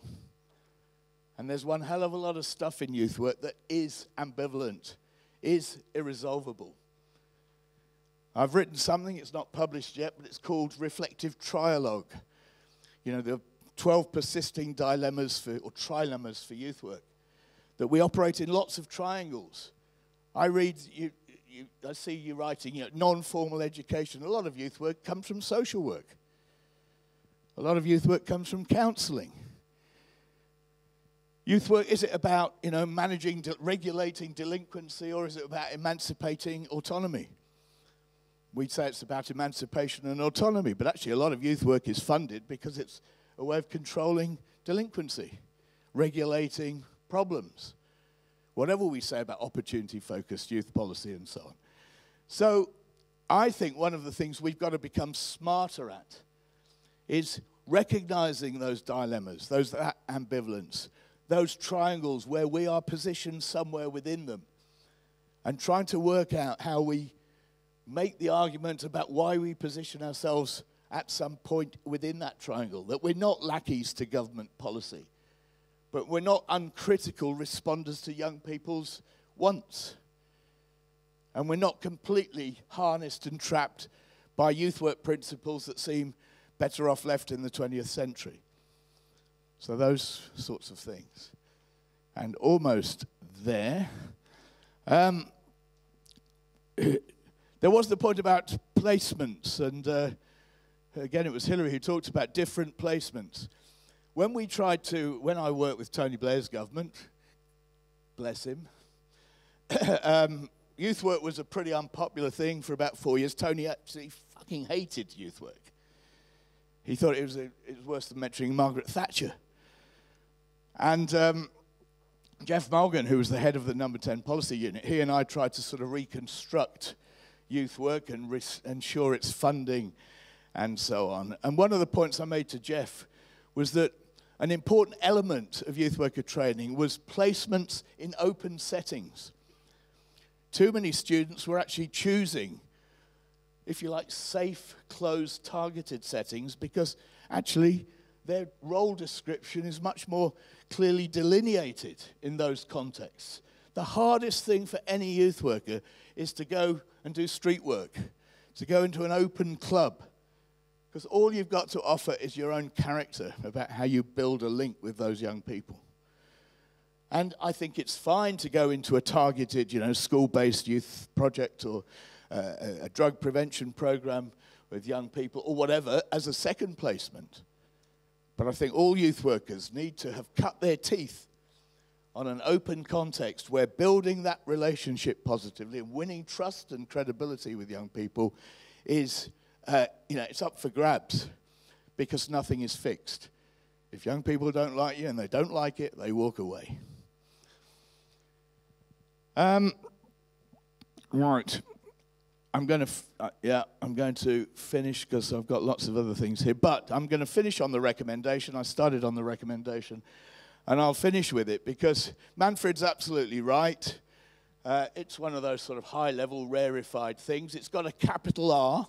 It's not just like another recommendation in a bunch of recommendations. It's a very significant political document that applies to 47, perhaps 50, as Anja said yesterday, countries.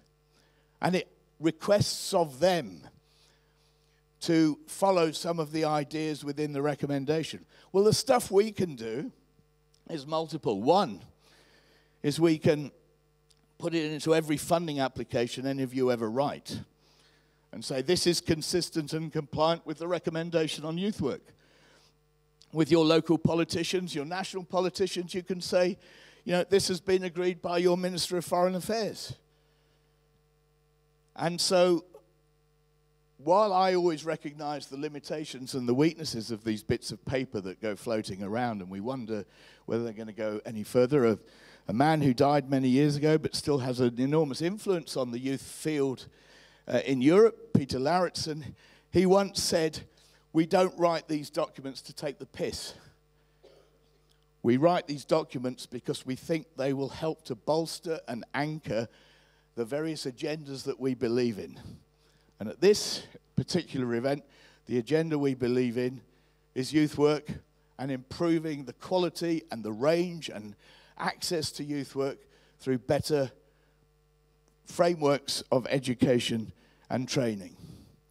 And if we get that right, and if we can use the recommendation as a hook and a peg on which to sort of build that argument, in countries like Finland that already have a lot of good stuff, when I did the policy review of Finland 22 years ago, I said that if the UK, which at the time had a pretty decent youth work story, but if it had the same proportion of youth workers as Finland, pro rata, I remember I did a calculation, it would have had 14 times as many youth workers. Staggering stuff.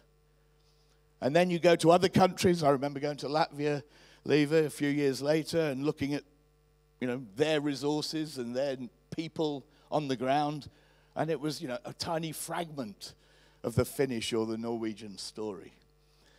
So we need to be trying to promote access to youth work, awareness of youth work, both amongst young people, but more critically amongst the decision makers and the resource allocators.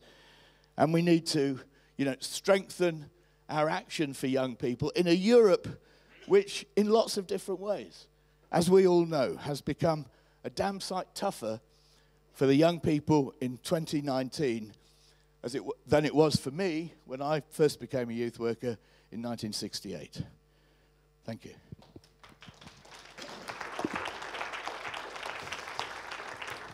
So there was a lot of content in so short time. Thank you, Howard.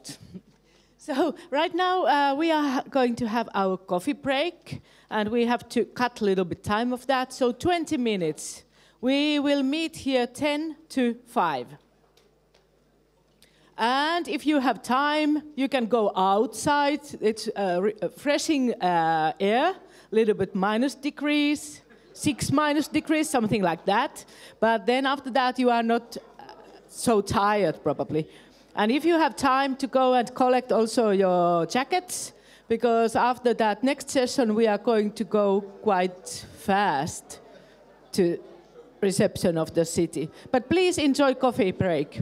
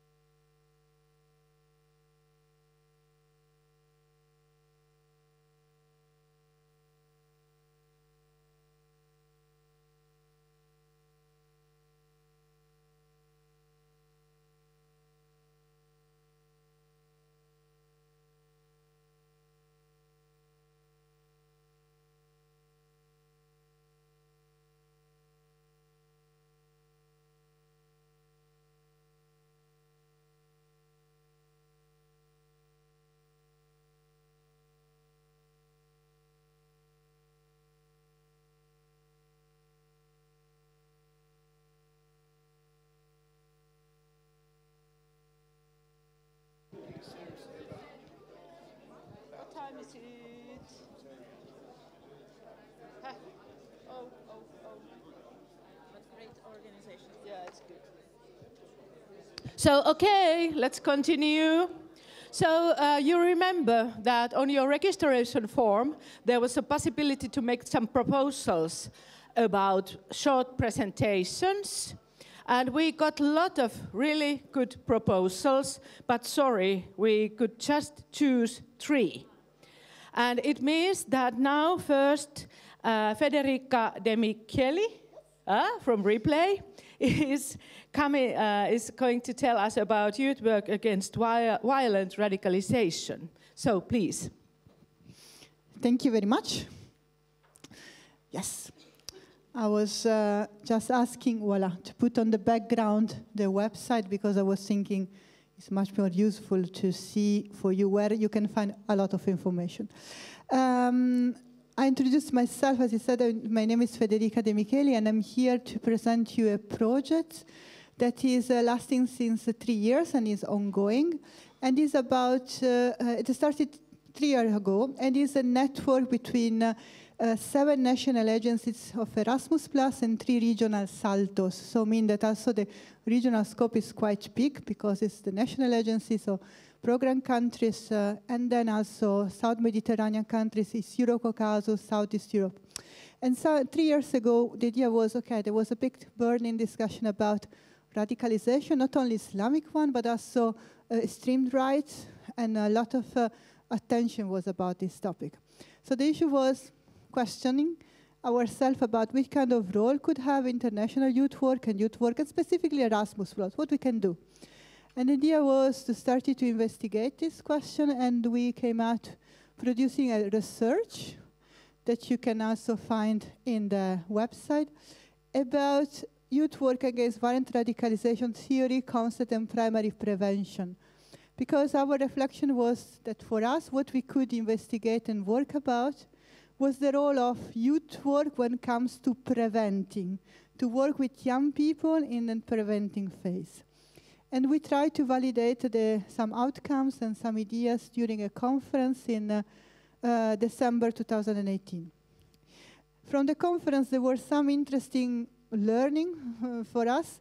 One thing that we discussed about the importance to strengthen the role of youth work when it comes to create and support community resilience building for young people. So the idea that youth work could have a big role when it comes to make the community strength and more resilience for young people, so that there was less attempt to go out from this community, and how to support in a positive way.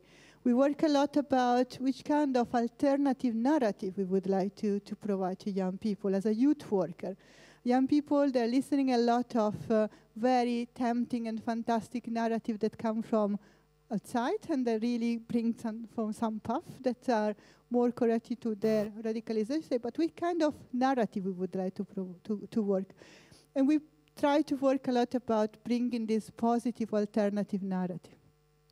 At the end of the day, last year we had a conference in Tirana, we had a seminar that we developed some models of positive narrative and how youth worker could live and could work about this, that you find always in the website.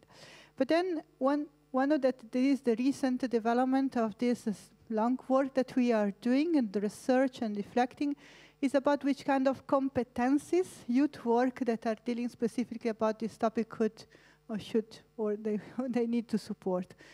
We work with a variety of group of youth workers in this strategy, and there was raised the need about, okay, I'm facing realities that I don't know. I face a narrative that sometimes I cannot even reply. I'm facing a narrative for young people that may be hurting. How I can reply? Which are the answers that I can give? Or how I can also accompany these young people to a different model of society. So we are now developing a research, and still this is also an open call, because still we are looking for a researcher that could help us to investigate a bit about we identify which are our four area of competencies, but also we would like to go further, and we will have a training course to mastering a bit this subject, But we identified 4 main areas. One is more intercultural learning around this topic, because a lot of youth workers that we work with, they were raising the question of us, I cannot understand. There is a barrier, cultural, social barrier, how I go further, how I can feel myself in this situation. Communication, which are the means and the tools. We discussed about digital youth work, but also peer communication, conflictual relationship and communication. Tolerance of ambiguity, that is something that come back after some years related to the youth, to the intercultural learning, but specifically, which is also my role toward the young person that I cannot sometimes understand fully, and sometimes I don't understand fully the social background from which this young person is coming from, and also networking, in the sense that the slide that I presented in the group before, youth work is not standalone. And if I'm not able to see and to go and to connect with other services, in this topic specifically, we felt that we are not working well as a youth worker. If I not really trust other services that are really different from us. There was a big discussion about the role of policemen, for example, and the privacy. And this is a lot of things that we are investigating at the moment. And we are going to do quite soon a training course about competencies development, and then I would say in October, will be a study visit in Belgium. And as a youth worker, we go in to visit different good practices. And this is all from my side. Okay, good, thank you. And really, we noticed that all people are quite tired already, and that was we are not offering you any possibilities to make questions or comments. You can make these questions and comments during the city reception, for example, or during for the dinner in this evening. So, and next one, I invite here representative of Youth Work Europe, John Grace, please.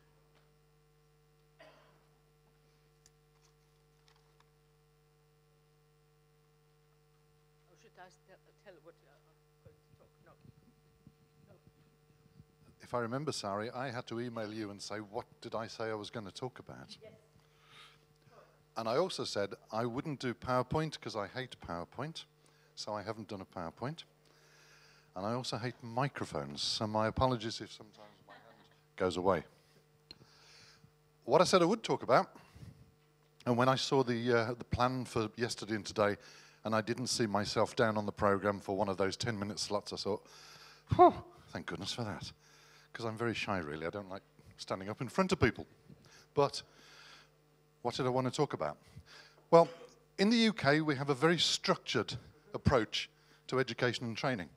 So we have a nice framework, which looks like lots of other frameworks in lots of other countries, which is based on formal educational and institutional models.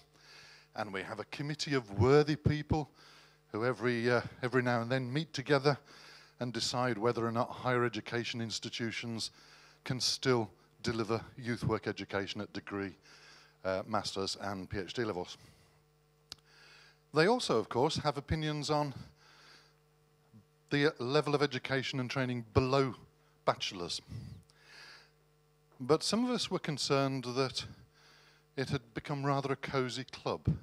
There were a number of private providers who will provide nice certificates with nice logos that validate the learning of youth workers who are part-timers or volunteers in their communities. But some of us were saying, well, who are these people that validate, that give us the certificates?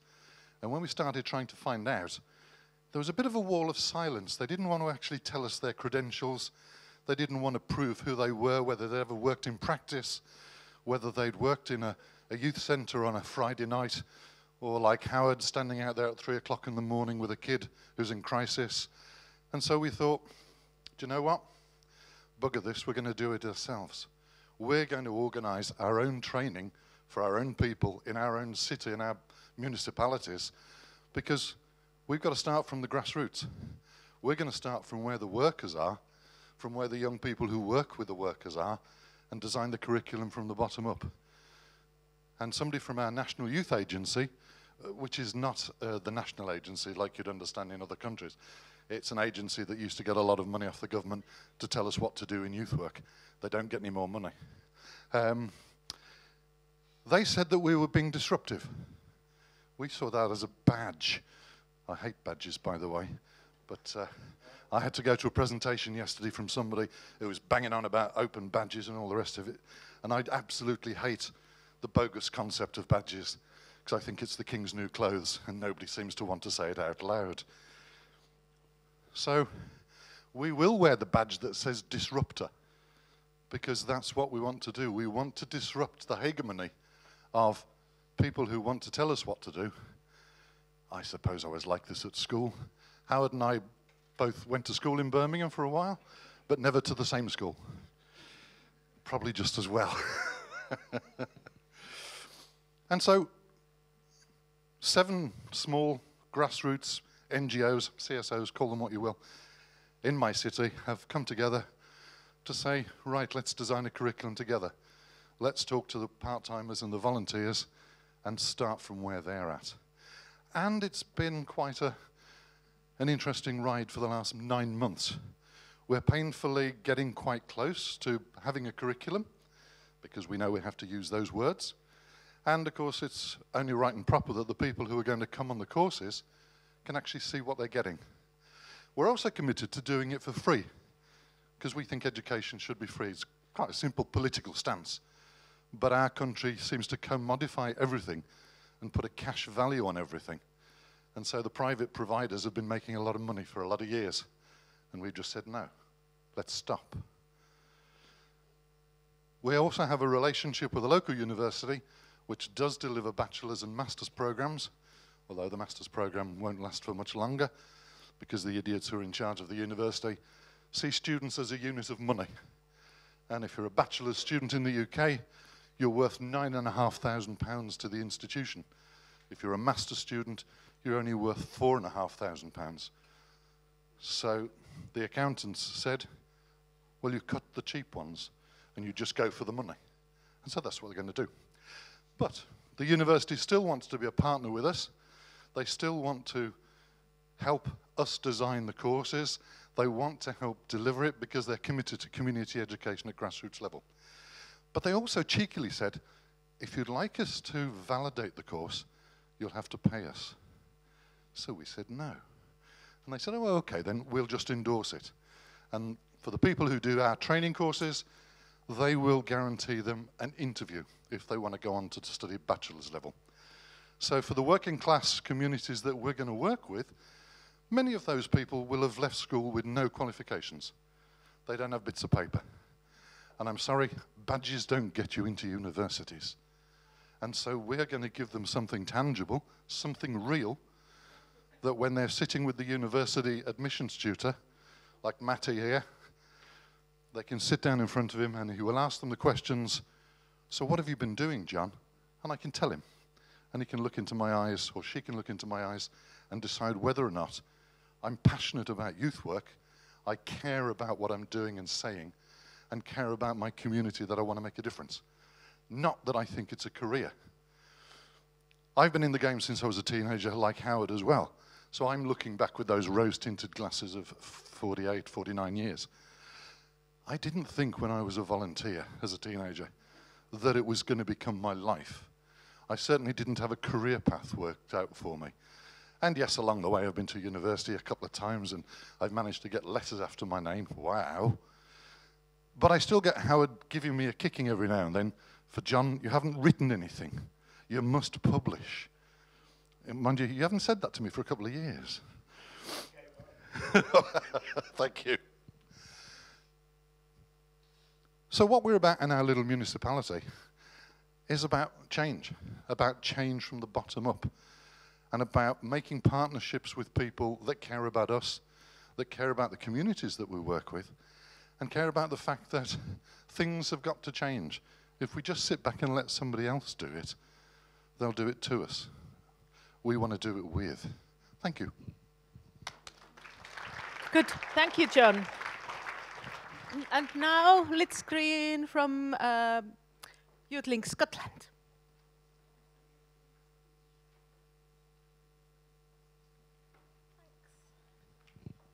I'll maybe just use one of the slides. I made a lot of slides, but you can see them on the website later.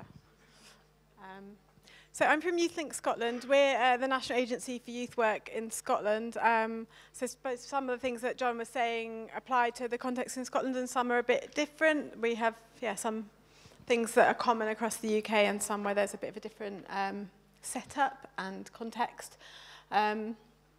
We're the National Agency for Youth Work, and we're the representative body of both the local authority youth work organisations and the national voluntary youth work organisations. So we're in the lucky position that currently every local authority in Scotland still has a youth work service, not immune from cuts, but still there at the moment. We represent them along with the national voluntary organisations who have their own members. So, for example, the Scout Association, Guides, the Princess Trust, which is youth sort of personal development work. So we have over 150 members and partners in Scotland. Youth work in Scotland, we've talked already about how we all have our own definitions and the European definitions. We work from 11 to 25 and a little bit over the edges of that. And the key features of youth work are that young people choose to take part. The work starts from where young people are at, and young people and youth workers are partners in the learning process. I don't have time in this to give the sort of full nuance of the critical dialogue that has gone behind what I'm sharing with you, but there has been critical dialogue through across the sector and with academics and in practice as well.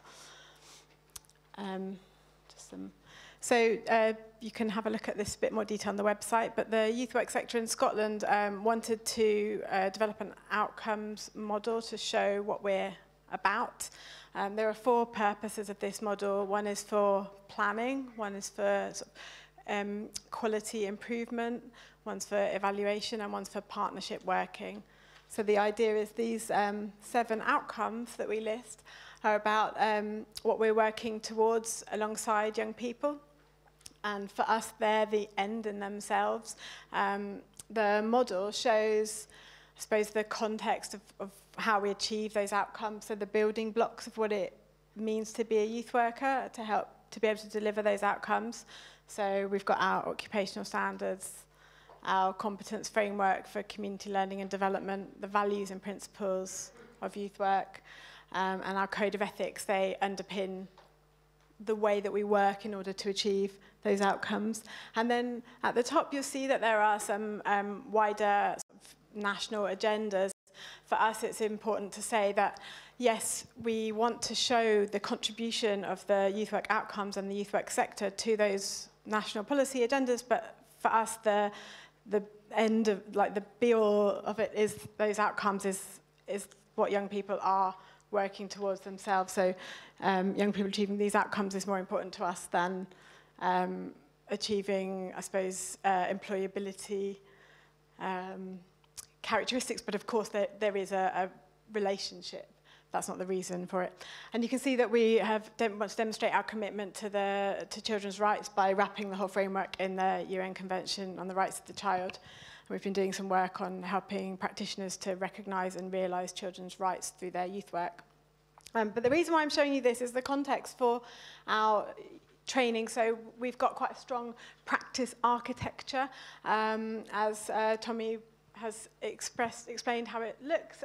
We've got training qualifications at all levels up to PhD. They're underpinned by a set of national occupational standards and a competence framework for community learning and development. A lot of the training is validated by the CLD Standards Council for Scotland and recognised across the UK through the Joint Education and Training Standards Network. So we've got this really strong practice architecture, but doesn't mean that there's everything there, and I suppose the question is what's missing.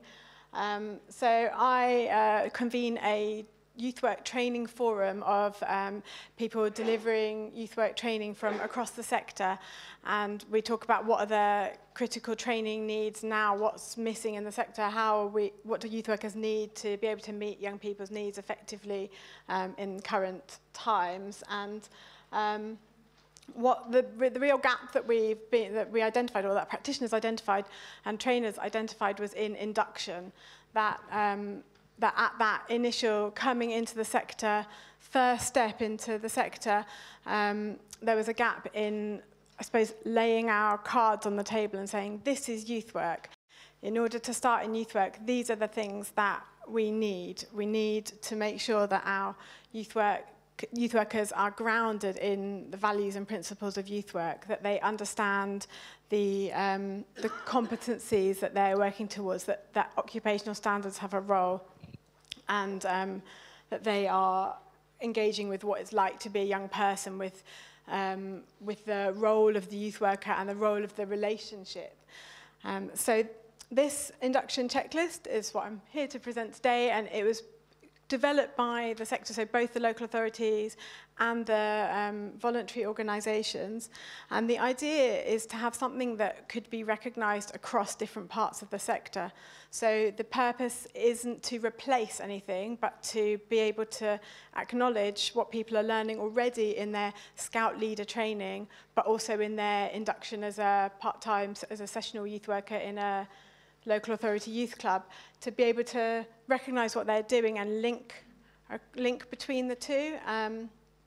And the idea is to help where there isn't a setup for an induction already, as well as to be able to help people who are getting all of this brilliant training to express how their learning fits into the broader picture, and to be able to help them to move around the sector with validity in terms of their own. There's some groups earlier talking about recognition of prior learning, to say, yeah, I've spent years leading in the girl guiding. Yeah, I've got the background that means I can go and be a worker in your youth service. So the sector came together and developed these outcomes. As you can see, we've got areas around understanding young people in society, youth work skills and that role and relationship, the values and principles of youth work, safeguarding and child protection, equality and diversity and the importance of inclusive youth work, the planning cycle, and that includes involving young people throughout youth work planning and evaluation, understanding the role in the community. That's really important in terms of the partnership working that was mentioned earlier, and also part of that parity of esteem and validity of youth workers and the youth work process in the lives of young people and the life of the community. And also teamwork. So something that we've been talking about a lot is having opportunities for leadership development and training throughout youth workers' development. And so we wanted that to start at induction, that there's an idea that that everyone can display leadership characteristics and has a responsibility to take their part in leading. So here's our wee checklist.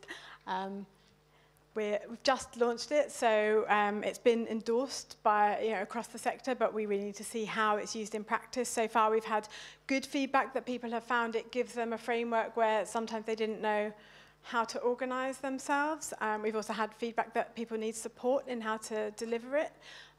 So we're having a look at what we do with that. So what do we do now? Promote it, find out how it's being used. We need to do some needs analysis of it, some evaluation. We need to see if this mutual recognition idea really works. We hope it will work. It's come from different parts of the sector, but we really, we need to see if it works. And I definitely want to be critical about open badging, but looking at how can we demonstrate the learning and the reflection on learning for that transferability. So I'm going to have a chat with Sebastian about the Ulica and whether there's something we could learn from that. So yes, I just want to share that for us, it's about putting our cards on the table. It's trying to prevent this happening. So, there's something quite special about youth work. We come from a specific place and we have a special set of professional approaches and just because you like football doesn't mean you can just be a youth worker without any of that training and competence development. So I'd really welcome any of your thoughts and opportunities to collaborate on this as well. Thank you. Thank you, Liz. So really, now it's good to continue with these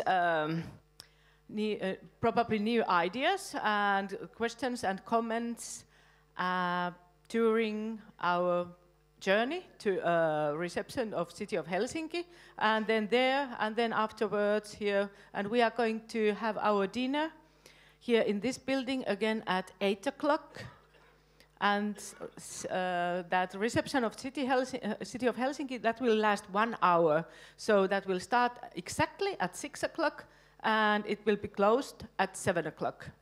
So, and the buses are waiting for us quarter to 6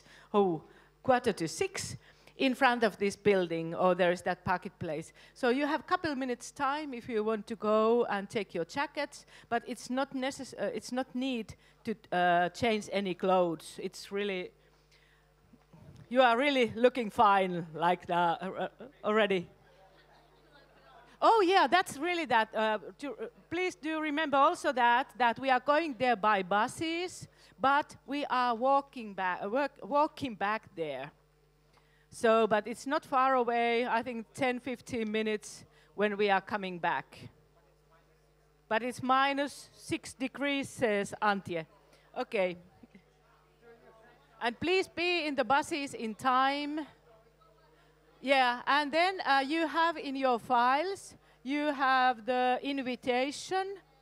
So I'm not sure if they are asking these invitations there at the door, but please take them with you. See you soon.